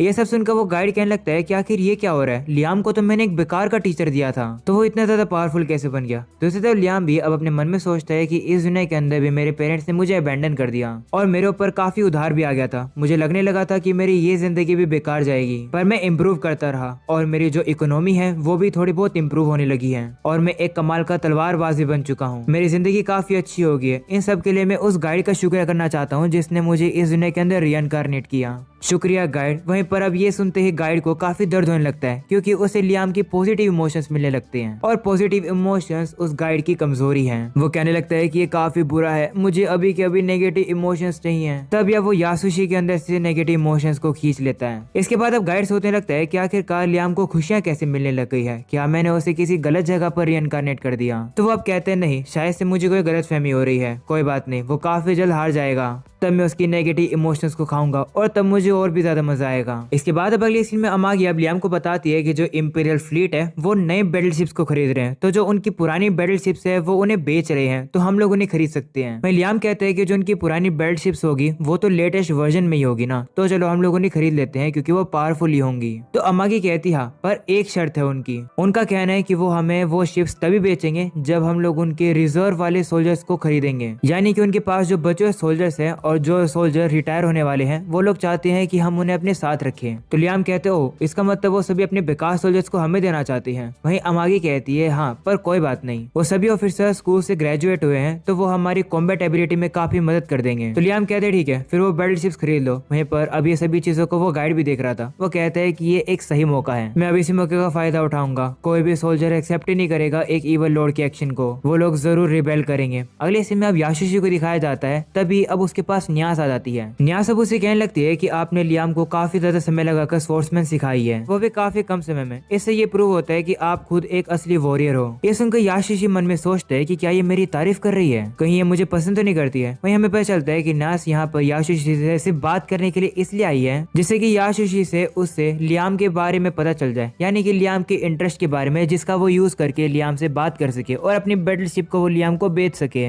न्यास अब उसके इंटरेस्ट के बारे में पूछने लगती है। वहीं पर यासुशी को लगता है कि वो तो उसके इंटरेस्ट के बारे में पूछ रही है। तो यासुशी उसे बता देता है कि मुझे तो शॉर्ट स्कर्ट पसंद है और अलग अलग चीजें भी, जैसे कि टाइट कपड़े वगैरह। तो अब न्यास कहती है ठीक है। वही अब ये सुनकर यासुशी को लगने लगता है कि न्यास तो उसके लिए ये सब कुछ करने वाली है, पर असलियत में ऐसा कुछ नहीं होता है। वो अब उन्हीं कपड़ों को पहन कर आ जाती है जो कि यासुशी को पसंद है। वो उन कपड़ों को लियाम के सामने पहन कर आ जाती है। उसे लग रहा होता है कि लियाम को ये सब पसंद है। वो अब काफी प्यारी आवाज में लियाम से कहती है कि मैं चाहती हूँ कि आप कुछ खरीदो। वो लियाम से कहती है कि मैं चाहती हूँ कि आप हमारी लेटेस्ट मॉडल की बेल्ट शिप्स को खरीदो। तो लियाम सीधे मना कर देता है, जो देखकर न्यास कहती है कि पहले थोड़ा देख तो लो कि हमारी बेल्ट शिप्स कैसी हैं। तो लियाम कहता है कि लेकिन मैंने ऑलरेडी काफी बेल्ट शिप्स खरीद ली है, साथ में मैंने सोल्जर्स भी खरीदे हैं। तो न्यास कहती है कि क्या आपने वही बेल्ट शिप्स तो नहीं खरीदी है जो कि इंपीरियल फ्लीट छोड़ रही थी। तो लियाम कहते हैं हाँ। ये सुनकर न्यास फिर से दुखी हो जाती है कि थर्ड वेपन फैक्ट्री फिर से उसके रास्ते के बीच में आ गई। इसके बाद वो लियाम को अपनी बेल्ट शिप का मॉडल दिखाती है और कहती है कि ये काफी कमाल की है, जिस पर लियाम कहते हैं कि अगर इतनी ही कमाल की है तो जाकर इसे इंपीरियल फ्लीट को बेच दो। तो वो कहते हैं नहीं, हम लोग प्रेजेंटेशन में हार गए इसलिए वो लोग इसे नहीं खरीदेंगे। तो लियाम कहते हैं कि इसका मतलब तुम मुझे ये इसलिए बेचती हो क्योंकि ये तुम्हारे लिए वेस्ट है। तो वो कहती नहीं, ये काफी कमाल की है, चिंता मत करो, हम तुम्हें इसे काफी डिस्काउंट में बेचेंगे, प्लीज इसे खरीद लो। ऐसा बोलने के बाद वो काफी अजीब हरकतें करने लगती है लियाम को सीड्यूस करने के लिए। ये सब कुछ अब लियाम से देखा नहीं जाता है और अब वो अमागी से कहता है कि क्या हमारे पास कुछ पैसे बचे हैं ये सब बैटलशिप्स को खरीदने के लिए। तो अमागी कहती हाँ, हम थोड़े बहुत तो खरीद पाएंगे। जो सुनकर न्यास काफी खुश आती है और कहती है ठीक है, मैं अभी सारी बैटलशिप्स को आपको डिलीवर करवाती हूँ। ऐसा बोलने के बाद वहाँ से चली जाती है और अब वो अपने साथी को बताती है कि मैंने हमारी बैटलशिप बेच दी है,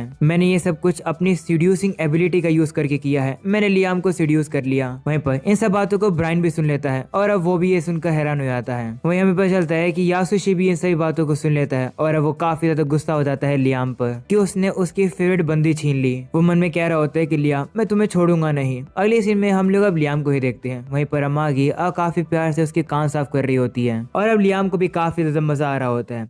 अगली सीन में हम लोग अब देखते हैं कि नियाज सब अपने 3000 न्यू बैटलशिप की डिलीवरी कर देती है। तभी ब्रायन भी वहां पर आकर लियाम को बताता है कि जो बैटलशिप हम लोगों ने इंपीरियल फ्लीट से खरीदी थी वो भी डिलीवर हो चुकी हैं। जिसके बाद अमागी लियाम को बताती है कि इंपीरियल फ्लीट ने जो इनवॉइस है उसको टेलीपोर्ट के जरिए भेज दिया हमारे पास। वो उसे कहने लगती है कि ये एक क्वांटम रिसिप्ट है, इसके ऊपर अपना क्वांटम सिग्नेचर कर दो। तो लियाम भी कहते हैं ठीक है। दूसरी तरफ हम लोग का यासुशी को दिखाया जाता है जो कि अब लियाम पर काफी ज्यादा गुस्सा होता है क्योंकि उसे लग रहा होता है कि लियाम ने उसकी क्रश को पटा लिया है। वो अब कहने लगता है कि लियाम ने नियाज को जबरदस्ती ये सब करवाया होगा क्योंकि जो कुछ भी नियाज ने किया वो ऐसा नहीं कर सकती है। वो अब काफी ज्यादा गुस्से में आ जाता है और कहता है कि लियाम मैं तुम्हें छोड़ूंगा नहीं। वहीं पर अब उसको गाइड भी देख लेता है। वो भी अब दूर खड़ा होकर कहता है कि हाँ अपने गुस्से को इसी तरीके से बढ़ाओ, मैं और वेट करूंगा और तुम्हारे गुस्से को लेकर लियाम को नुकसान करवाऊंगा। अगले सीन में हम लोग अब लियाम को देखते हैं जो कि एक बैटलशिप के अंदर जाता है जहाँ पर नियाज सब उसे बताती है कि इस बैटलशिप का नाम है ऐश वाइपर। उसे देखकर लियाम भी कहता है कि यहाँ पर लग्जरी की तो कमी है पर लेटेस्ट मॉडल है ये तो अच्छी बात है। वहीं नियाज कहती है कि हमारे ओपोनेंट बिल्कुल भी नहीं समझेंगे कि जो लग्जरी होती है वो तो बस दिखावा होता है। इसके बाद नियाज अब लियाम को समझाने लगती है कि कितने कितने किलोमीटर बाद इस बैटलशिप के अंदर ऑयल बदलना पड़ेगा। उसके बाद वो लियाम से कहती है कि हम लोग होप कर रहे थे कि आप कुछ पायरेट शिप को हमें दे दो जिन्हें आपने उस दिन कैप्चर किया था। तो लियाम अब सीधा उसे मना कर देता है और कहता है कि हम लोग उसे अपनी आर्मी के अंदर यूज करेंगे। तो नियाज अब कहती है कि प्लीज बस कुछ दे दो। तभी लियाम अमागी से कहती है कि मेरे पास एक आइडिया है, हम इन्हें कुछ पायरेट शिप दे देंगे पर बदले में हमारे पास जो पायरेट शिप्स खराब हो रखी है हम लोग इनसे वो पायरेट शिप ठीक करवा लेंगे जिससे कि वो हमारी आर्मी में काम आ सकेंगी। तो नियाज कहती है कि ठीक है हमें ये डील मंजूर है। वो अब कहती है कि वैसे भी कुछ शिप्स को अपडेट करने में इतना ज्यादा पैसे भी नहीं लगेंगे, साथ में हमें पायरेट शिप्स का डाटा भी मिलेगा क्योंकि वो शिप्स बाहर की दुनिया की होती हैं। ये सुनकर लियाम कहता है कि मैं तो काफी एक्साइटेड हो गया हूँ पायरेट शिप्स के बारे में जानकर, क्यों ना हम लोग वहीं चले। अगले सीन में लियाम अब एक पायरेट शिप के अंदर आ जाता है और कहता है कि यहाँ का जो इंटीरियर है ये मेरी बैटलशिप से तो काफी अलग है। नियाज भी अब एक्साइटेड हो जाती है और कहती है कि ये मेरा पहली बार है कि मैं ऐसी टाइप की शिप को देख रही हूँ। वहीं लियाम को अब वहाँ पर एक हैंडल मिलता है जिसे देखकर लियाम कहता है कि पायरेट शिप के अंदर ये तो होती है ना कमाल की चीज, एक काम करते हैं इसे हम लोग अपनी बैटलशिप में लगवा लेते हैं। जिस पर नियाज कहती है कि लेकिन फिर बैटलशिप को हैंडल करना मुश्किल हो जाएगा, इसे लगाना वेस्ट रहेगा। जिस पर लियाम कहता है कि भले ये चीजें वेस्ट हो, एक लड़के को चीजें जाननी है और करनी है तो मतलब करनी है। तो अब नियाज भी कहती है ठीक है। वो अब कहती है कि यहाँ के जो सिस्टम है ये काफी ज्यादा अलग है हमारे सिस्टम से। यहाँ पर जो ईथर जनरेटर है वो भी अपोजिट फेज यूज करते हैं। तभी अचानक से लियाम को वहां से कुछ जाता हुआ दिखता है। वो अब उस चीज का पीछा करता है पर उसे वो चीज मिलते नहीं है, जो देखकर अमागी अब लियाम से कहती है कि क्या हुआ। जिस पर लियाम कहता है कि मुझे लगा कि मैंने एक कुत्ते को देखा। तभी अचानक से वो चीज वापस से लियाम को दिखाई देती है। तो लियाम अब उस चीज का पीछा करता है और अब वो एक रूम के अंदर आ जाता है। उस रूम को देखकर अमागी कहती है कि लगता है कि ये एक नेविगेशन रूम है। तभी वहाँ पर एक मैप ओपन हो जाता है। उसे देखकर अमागी कहती है कि ये तो रिकॉर्ड्स हैं, यानी इससे पता चलता है कि ये शिप कहाँ कहाँ पर ट्रेवल हुई है। देखकर लगता है कि ये शिप एल ग्रैंड एम्पायर के सारी जगह पर रेड मारती है। जिसके बाद अमागी बताती है कि जब इस शिप का काम हो जाता है तो ये शिप रैप गेट का यूज करके एम्पायर के बॉर्डर एरिया में घुस जाते हैं, यानी ये लोग रैप गेट का यूज करके एम्पायर के बाहर चले जाते हैं। ये लोग रैप करके सीधा फ्रंट लाइन में घुस जाते हैं जहाँ पर एम्पायर और बाकी के नेशन कॉम्बैट में लगे हुए होते हैं। ये एरिया को कॉम्बैट जोन कहते हैं जहाँ पर काफी सालों से लॉर्ड हमेशा लड़ते आते हैं। जो सुनकर लियाम कहते हैं कि इसका मतलब वो एरिया के अंदर लॉ लागू नहीं होते हैं क्योंकि वो एम्पायर के कंट्रोल के बाहर है। लियाम कहते हैं कि ये जगह तो पायरेट्स के लिए एकदम परफेक्ट छुपने की जगह है। वो अब अमागी से कहता है कि ये रैप उन लोगों को कहाँ लेकर जाता है। तो अमागी कहती है कि कोई डेस्टिनेशन सेट तो नहीं है पर यहाँ पर एक पैटर्न है, मैं एनालाइज करती हूँ। ऐसा बोलने के बाद अमागी अब एनालाइज करती है और अब उसे रिजल्ट्स मिल जाते हैं। उसे पता चल जाता है कि वो लोग शिप को रैप करके एक रोग प्लेनेट यानी कि एक अबैंडन प्लेनेट के ऊपर चले जाते हैं जिसका जो ऑर्बिट है वो काफी ज्यादा अलग है। इसका ऑर्बिट इतना ज्यादा कॉम्प्लेक्स है कि कोई यहाँ तक पहुंच नहीं सकता है, पर तुम्हें एडवांस में अगर पता हो तो तुम शायद पहुंच सकते हो। ये सुनकर लियाम कहता है कि ये तो एक परफेक्ट जगह है किसी चीज को छुपाने की। ये शायद से एक ट्रेजर आइलैंड हो सकता है क्योंकि पायरेट्स हमेशा एक ट्रेजर आइलैंड बनाते हैं जहाँ पर वो अपने खजाने को छुपा सके। हम लोग अब यहीं पर जाकर इस ट्रेजर को हंट करेंगे। दूसरी तरफ गोस के साथ ही यानी कि वही पायरेट्स अब गोस को बताते हैं कि जो हमारा नुकसान हुआ है, यानी कि हमारी जो पायरेट शिप का नुकसान जिसने करवाया है वो बानफील्ड फैमिली है। ये सुनकर गोस गुस्से में आ जाता है और कहता है कि हमारा अगला प्लान होने वाला है बानफील्ड यानी कि लियाम की फैमिली को क्रश करना। जिस पर सभी लोग भी मान जाते हैं और अब वो लोग अपने सामने की तरफ काफी सारा धमाका करके काफी सारे बैटल शिप्स को आगे से हटा देते हैं। गोस अब कहता है कि सबसे पहले हम लोग पाल्मोनिया रैप गेट में जाएंगे जो कि बॉर्डर पर है। दूसरी तरफ हम लोग अब लियाम की शिप्स को भी देखते हैं जो कि शॉर्ट डिस्टेंस रैप कंप्लीट कर लेते हैं। आगे एक रैप गेट को देखकर अमागी कहती है कि ये डोमस गेट है, इसका यूज करके हम लोग लॉन्ग डिस्टेंस रैप को यूज करके पाल्मोनिया गेट पर जाएंगे बॉर्डर के पास। अमागी अब अपनी शिप को अंदर लेकर जाने की कोशिश करती है पर अब उसे पता चलता है कि जो डोमस गेट है वो उनके पैसेज को ही रिजेक्ट कर रहा है। तभी वहाँ पर उनके सामने एक बंदा आ जाता है जो कि उनसे कहता है कि अगर तुम लोग को इस रैप गेट को यूज करना है तो तुम लोग को इसके टोल पे करना पड़ेगा। तो लियाम कहता है कि हम लोग बाद में पे कर देंगे। जो उनको बंदा कहता है कि तुम्हारी फैमिली का नाम पहले खराब है, इसलिए तुम्हें पैसे अभी ही पे करने पड़ेंगे, उसके बिना हम तुम्हें यूज नहीं करने देंगे इस गेट को। तो लियाम कहता है कि लेकिन हम अपने साथ पैसे नहीं लेकर आए हैं। जो उनको बंदा कहता है कि हम तुम्हें जाने के लिए तब अलाउ करेंगे अगर तुम किसी ट्रस्ट वर्दी से एक लेटर लिखवा लोगे तुम्हारे बिहाफ पर। ये सुनकर लियाम अमागी से कहता है कि क्या हमारे पास कोई ऐसा पर्सन है। तो अमागी कहती है नहीं, इस समय पर तो कोई भी नहीं है। ये सुनकर लियाम अब उस बंदे से कहता है कि जब हम लोग रिटर्न करेंगे तब हम लोग एक ही बार में सारा पैसा चुका देंगे। तो वो बंदा कहता है कि लेकिन इस चीज की कोई भी गारंटी नहीं है कि तुम वापिस आओगे या नहीं, क्योंकि अगर तुम्हारे पर पायरेट्स ने हमला किया तो तुम्हारा खेल वहीं खत्म हो जाएगा। ये सुनकर लियाम कहता है कि हम लोग वापिस भी नहीं जा सकते हैं, क्योंकि यहाँ तक पहुंचने में हमारा काफी खर्चा भी आ गया है। वापिस हम लोग जा नहीं सकते हैं। एक काम करो, मुझे तुम्हारे मैनेजर से बात करवाओ। जिस पर वो बंदा कहता है कि मैं ही यहाँ का हाईएस्ट रैंकिंग पर्सन हूँ। ये सुनकर लियाम कहता है कि ऐसे तो बात करने से बात नहीं बनेगी, एक काम करते मैं तुम्हारे पास ही आता हूँ। ये सुनकर अमागी कहती है कि लेकिन आप कॉल पर ही आप चीजों को क्लियर नहीं कर पाए, तो मुझे लगता है कि आमने सामने मिलने के बाद भी कुछ चीजें बदलेंगी। तो लियाम कहता है कि कभी कभार अगर इंसानों से आमने सामने बात करी जाती है तो इंसान जल्दी समझता है। दूसरी तरफ हम लोग को गोस्ट की बैटलशिप को दिखाया जाता है। वो लोग भी शॉर्ट डिस्टेंस रैप कंप्लीट कर लेते हैं। वो लोग भी अब पाल्मोनिया गेट पर पहुंच चुके हैं। वो लोग अब वहाँ पर अब उन बंदों से कहते हैं कि हम लोग को डोमस गेट के अंदर रैप करो, मैं हर बार की तरह तुम्हें उतने ही पैसे दूंगा। तो वो लोग भी अब मान जाते हैं और अब वो लोग उन्हें रैप करने की परमिशन दे देते हैं। दूसरी तरफ हम लोग अब लियाम को देखते हैं जो कि आमने सामने आकर उस बंदे से बात करने लगता है और कहता है कि प्लीज मेरी बैटलशिप को अंदर जाने दो। तो वो बंदा फिर से पैसे मांगने लगता है, जो देखकर लियाम कहता है कि मैंने कहा ना जब हम लोग रिटर्न करेंगे तो हम लोग पे कर देंगे। तो वो बंदा कहता है नहीं, बिना पेमेंट के तुम अंदर नहीं जा सकते हो। जो सुनकर लियाम कहता है कि क्या कोई और तरीका है, जिस पर वो कहता है कि नहीं, रूल्स ऐसे ही हैं तो इसमें मैं कुछ भी नहीं कर सकता हूँ। ऐसा बोलने के बाद अब उस बंदे को एक मैसेज मिलता है। जो सुनकर वो अब लियाम से कहता है कि माफ करना, मुझे जाना पड़ेगा, मुझे कुछ काम है। ऐसा बोलकर वो बंदा वहाँ से चला जाता है। पर तभी लियाम को अब वापिस से वही डॉगी दिखाई देता है जिसका अब वो फिर से पीछा करने लगता है। दूसरी तरफ हम लोग को अब गोस्ट की बैटलशिप को दिखाया जाता है। उसके साथ ही अब गोस्ट को बताते हैं कि पाल्मोनिया गेट की प्रिपरेशन कंप्लीट हो चुकी है। वो लोग अब डामूस गेट के पास पहुंचने वाले हैं। जो देखकर गोस्ट खुश आता है और कहते हैं कि हम लोग बार्नफील्ड्स को खत्म कर देंगे। दूसरी तरफ ये बात अब उन बंदों को पता चल जाती है। वो लोग अब कहते हैं कि गोस्ट की जो टीम है वो लोग 30 मिनट्स के अंदर डामूस गेट पर पहुंच जाएंगी। वो बंदा अब कहता है कि लेकिन ये तो एक पायरेट की शिप है ना। तो वो दूसरा बंदा भी कहता है कि हाँ शायद हो सकती है, पर मुझे नहीं पता।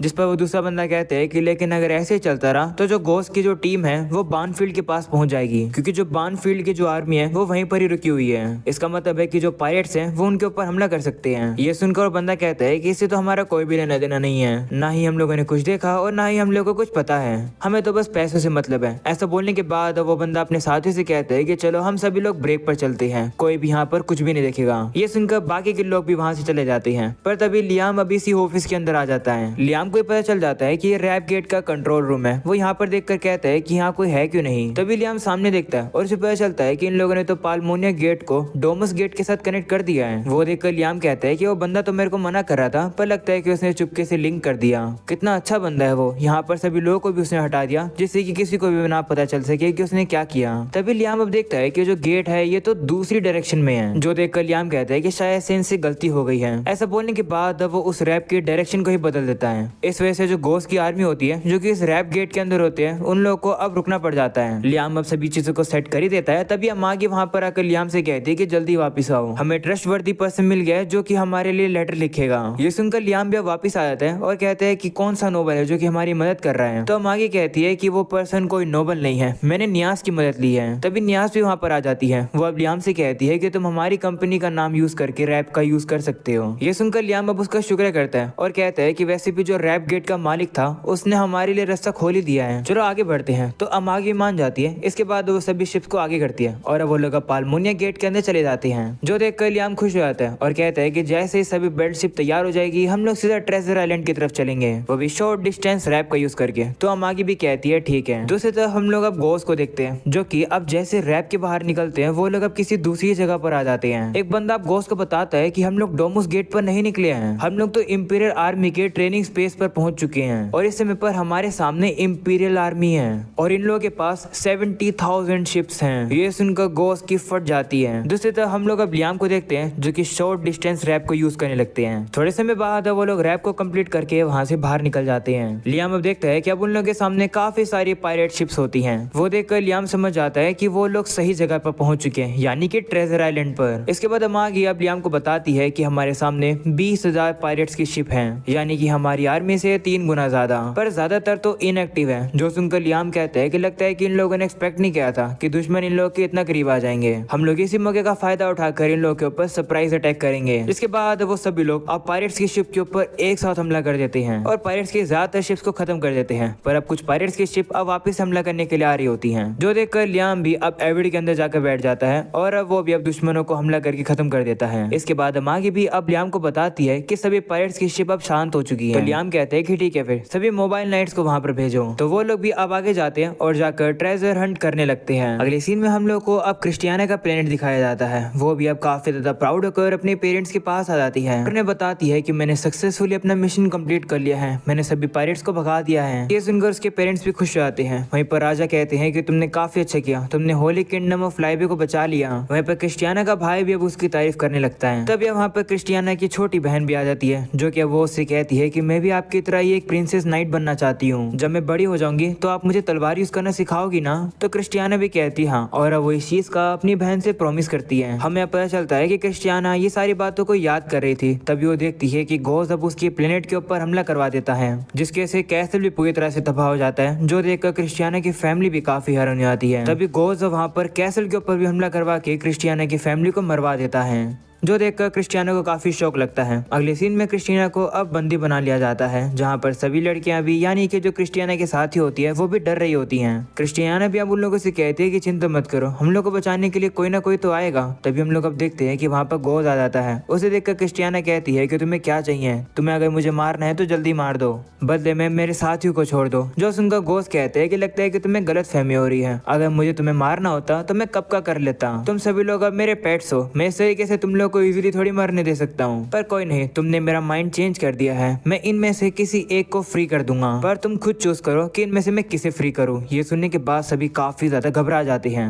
वह क्रिस्टियाना तब एक लड़की को सिलेक्ट कर लेती है, पर हम लोग अब देखते हैं कि वो लोग उस लड़की को फ्री नहीं करते हैं, बल्कि वो उस लड़की को एक चेयर पर लाकर बांध देते हैं। क्रिस्टियाना कहती है कि तुम तो कह रहे थे कि तुम इसे छोड़ दोगे, जिस पर गोस कहते हैं कि पायरेट्स अपने प्रॉमिस पूरा नहीं करते हैं। जिसके बाद हम लोग अब उसी पागल साइंटिस्ट को देखते हैं, जो कि अब उस लड़की के ऊपर अपने एक्सपेरिमेंट करने शुरू कर देता है। ये देखकर क्रिस्टियाना काफी डर जाती है। वो उन लोग को रुकने के लिए कहती है, पर वो लोग रुकते ही नहीं है। अगले सीन में क्रिस्टियाना को अब जैसे होश आता है, वो अब देखती है कि वो लड़की तो अब एक क्रिएचर में बदल चुकी है, जो देखकर क्रिस्टियाना काफी शौक हो जाती है। तो गोज अब उससे कहता है कि अभी हैरान मत हो, तुम भी काफी कमाल की इसी तरीके से बनने वाली हो। ये सुनकर क्रिस्टियाना कहती है कि आखिर तुम ये सब क्यों कर रहे हो? जिस पर गोज कहता है कि क्योंकि ये सब करने में मजा आता है, खूबसूरत चीजों को बेकार होता हुआ देखना कितनी ज्यादा इंजॉयबल चीज है। अगले सीन में वो लोग अब क्रिस्टियाना के ऊपर एक्सपेरिमेंट करने लगते हैं, जिसकी वजह से वो भी एक क्रिएचर में बदल जाती है। वो अब कहने लगती है कि प्लीज मुझे मार दो। तो वो साइंटिस्ट भी अब कहने लगता है कि नहीं, ऐसा हम लोग नहीं कर सकते क्योंकि तुम कैप्टन के सबसे फेवरेट हो। तभी अचानक से वहाँ पर अब एक धमाका होता है, जो देखकर साइंटिस्ट कहता है कि ये क्या हुआ। वो अपने साथियों से कहता है कि ये क्या हो रहा है, जिस पर वो बताते हैं कि हमारे ऊपर किसी ने हमला कर दिया और उन लोगों ने हमारी ज्यादातर शिप्स हरा दी। ये सुनकर साइंटिस्ट कहता है कि गोस भी यहाँ पर नहीं है, अब हम लोग क्या करें। दूसरी तरफ हम लोग अब लियाम को भी देखते हैं, वो भी काफी सारे पायरेट्स को हराकर आगे बढ़ता है। तभी लियाम को वापिस से वही डोगी दिखाई देता है। अगले सीन में हम लोग अब देखते हैं कि उन लोगों ने वहाँ पर सभी लोगों को पकड़ लिया है। लियाम भी अब उस साइंटिस्ट से कहता है कि हमें बताओ कि ट्रेजर कहाँ पर है, जिस पर वो साइंटिस्ट भी अब पूछता है कि आपको कौन सा ट्रेजर चाहिए, क्या आपको पेट्स चाहिए या फिर वो खजाना चाहिए जो कि हमने चुराया।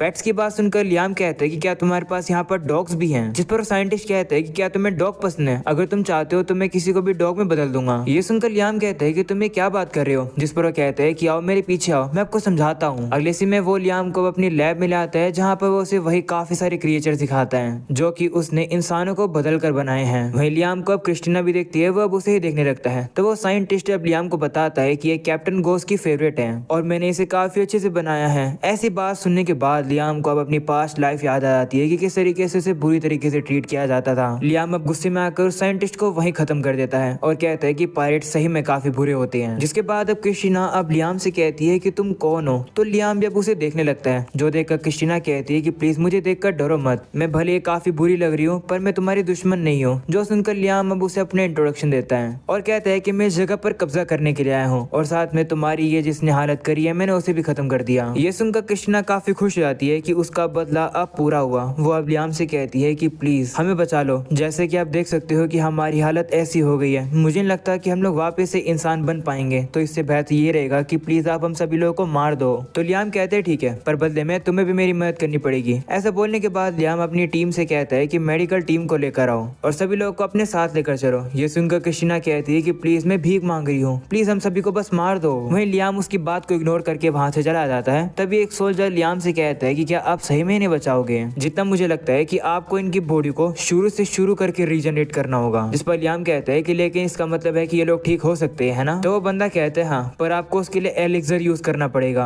आपको एडवांस फैसिलिटी की भी जरूरत पड़ेगी और मेडिकल स्पेशलिस्ट भी लगेंगे जिसमें काफी खर्चा भी आ सकता है। तो लियाम कहता है कि इन लोगों ने मुझे इन्हें बचाने के लिए कहा है तो मैं इन्हें बचाऊंगा चाहे इसमें कितना भी खर्चा आए। जो सुनकर वो सोल्जर कहता है कि लेकिन बचाने से उसका ये मतलब था कि उसे मार दो। तो लियाम कहता है कि हाँ मुझे पता है, पर मैं इस तरीके से बुरा काम नहीं करूंगा, कभी कभार अच्छा काम भी कर लेना चाहिए। ऐसा बोलने के बाद लियाम अब अपने मन में कहता है कि मैं एक ईवल लॉर्ड हूँ, भले ही मैं बुरे काम करता हूँ पर मैं इस तरीके से लोगों को अबेंडन नहीं करूंगा, क्योंकि मेरी पास्ट लाइफ ने मुझे सिखाया है कि अबेंडन होना कैसा फील होता है। तभी अमागी अब लियाम को बताती है कि हम लोग को ट्रेजर वोल्ट मिल गया है। ये सुनकर लियाम खुश हो जाता है और अब वो उसे सोल्जर को बताता है कि लो इन लोग को ठीक करने में जितना भी खर्चा आएगा उसके पैसे मिल गए। अगले सीन में हम लोग अब न्यास को देखते हैं जो कि लियाम से कहती है कि मैंने सुना कि आपने स्पेस पायरेट के बेस को कब्जे में कर लिया, तो क्या आप सेलिब्रेट करने के लिए हमारी वॉरशिप्स को खरीदोगे? तो लियाम भी कहते हैं ठीक है, वैसे भी हम लोगों ने उनके ऊपर सरप्राइज अटैक करा है, जबकि जो पायरेट्स की मेन आर्मी है वो तो वहाँ पर थी भी नहीं, तो हमें इतना कुछ नुकसान भी नहीं हुआ। हम लोग ट्रेजर आइलैंड से ट्रेजर लेकर काफी इजीली से बाहर निकल गए। वो अब अमागी से पूछता है कि हम कितनी वॉरशिप्स खरीद सकते हैं, तो अब अमागी भी कैलकुलेट करती है और कहती है 5000। ये सुनकर न्यास सीधा ही 5000 वॉरशिप्स का ऑर्डर एक्सेप्ट कर लेती है और चली जाती है। ये देखकर लियाम अब उसे रोकने के लिए उसके पीछे भागता है और कहता है कि मैं इतनी ज्यादा ऑर्डर नहीं करने वाला हूँ। वही न्यास अब वहाँ से जा रही होती है। वो कह रही होती है कि मैंने लियाम से फिर से ऑर्डर ले लिया अपनी टेक्निक यूज करके।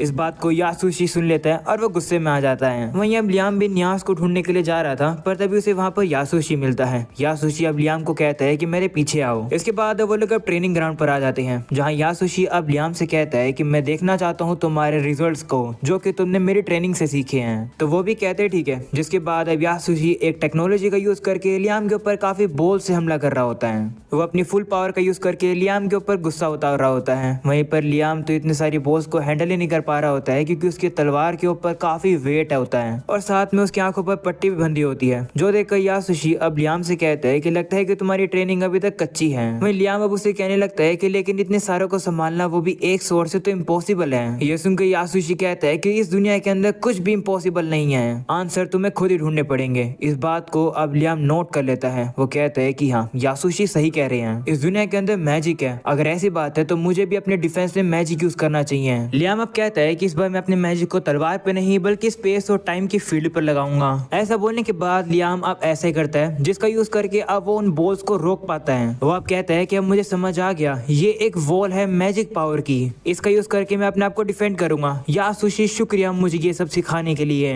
ये सुनकर तो यासुशी भी हैरान हो जाता है। वो अब कहता है कि मैंने आज से पहले किसी को भी नहीं सुना ऐसी वॉल क्रिएट करते हुए। वही हम लोग अब लियाम को देखते हैं जो कि इस वॉल का यूज करके सभी बोल्स को वापस से भेज देता है और वो सभी जाकर उन रोबोट्स को लगती है, जिसकी वजह से उन रोबोट्स की भी हालत खराब हो जाती है। और इस तरीके से लियाम की ट्रेनिंग पूरी हो जाती है। लियाम अब यासुशी से कहते हैं कि मास्टर क्या मैंने सही किया, क्या मैंने सही जवाब दिया? वहीं हम देखते हैं कि यासुशी को भी काफी सारी बोल्स लग गई थी। वो अब लियाम की ये सारी ताकत देखकर हैरान हो जाता है। वो अब कहता है कि ये लड़का इतना ज्यादा स्किल्ड बन चुका है, इसे काफी जल्द पता चल जाएगा कि मैं एक फ्रॉड हूँ और इसे झूठी ट्रेनिंग दे रहा हूँ। अगर इसे ये बात पता चली तो मेरे को ये मार देगा। ऐसा बोलने के बाद यासुशी वहाँ से जाने लगता है। वो अब लियाम से कहता है कि तुमने काफी अच्छा काम किया, अब तुम्हें सिखाने के लिए मेरे पास कुछ भी नहीं बचा है, पर फिर भी अपनी ट्रेनिंग को कंटिन्यू करते रहना, क्योंकि ट्रेनिंग हमेशा चलती रहती है। वहीं उसे वहाँ से जाता हुआ देख लियाम कहता है कि आप मत जाओ, आपके बिना मेरी ट्रेनिंग अधूरी है। ये सुनकर यासुशी गुस्से में आ जाता है और कहता है कि ज्यादा बिगड़ो मत, तलवारबाजी तो कभी खत्म होगी नहीं, मैं खुद तलवारबाजी अभी सीख रहा हूँ, मुझे भी ट्रेनिंग करके अपने आप को इम्प्रूव करना है। तुम हमेशा मुझ पर निर्भर नहीं हो सकते हो, तुम भी मेरी तरह अपने आप को अपनी ट्रेनिंग पर डेडिकेट कर देना। मैं तुम्हें एक मास्टर कहलाता हूँ, तुम भी अब मेरी तरह जाकर मेरी टेक्निक को पूरी दुनिया में फैलाओ। तो लियाम भी कहते हैं ठीक है। जिसके बाद अब यासुशी वहाँ से चला जाता है। लियाम भी अब वापिस से खुश रहता है और कहता है कि मैंने पायरेट्स को हरा दिया, उनका ट्रेजर भी ले लिया, साथ में मैंने जितना भी उधार है उन्हें भी अच्छे से दे रहा हूँ। चीजें अब धीरे धीरे करके अच्छी होती जा रही है। इन सब के लिए मैं उस गाइड का शुक्र करना चाहता हूँ जिसने मुझे इस दुनिया के अंदर रीइनकार्नेट किया। ऐसा बोलने के बाद लियाम अब उस गाइड से कहते हैं शुक्रिया मुझे इतनी सारी खुशियां देने के लिए। वहीं पर ये देखकर गाइड को गुस्सा आ जाता है और वो कहने लगता है कि लियाम तुम्हारी हिम्मत कैसी हुई इस तरीके से मेरी तरफ पॉजिटिव एनर्जी भेजने की, मैं तुम्हें कभी माफ नहीं करूंगा, मैं प्रॉमिस करता हूँ कि मैं तुम्हें परेशान करके ही रहूंगा। और अब इसी के साथ ये पार्ट यहीं खत्म होता है। उम्मीद है कि तुम लोग को पसंद होगा, पसंद हो तो लाइक कर देना, चैनल पर नहीं हो तो सब्सक्राइब कर देना। मिलते हैं अगले पार्ट में, तब तक के लिए बाय बाय।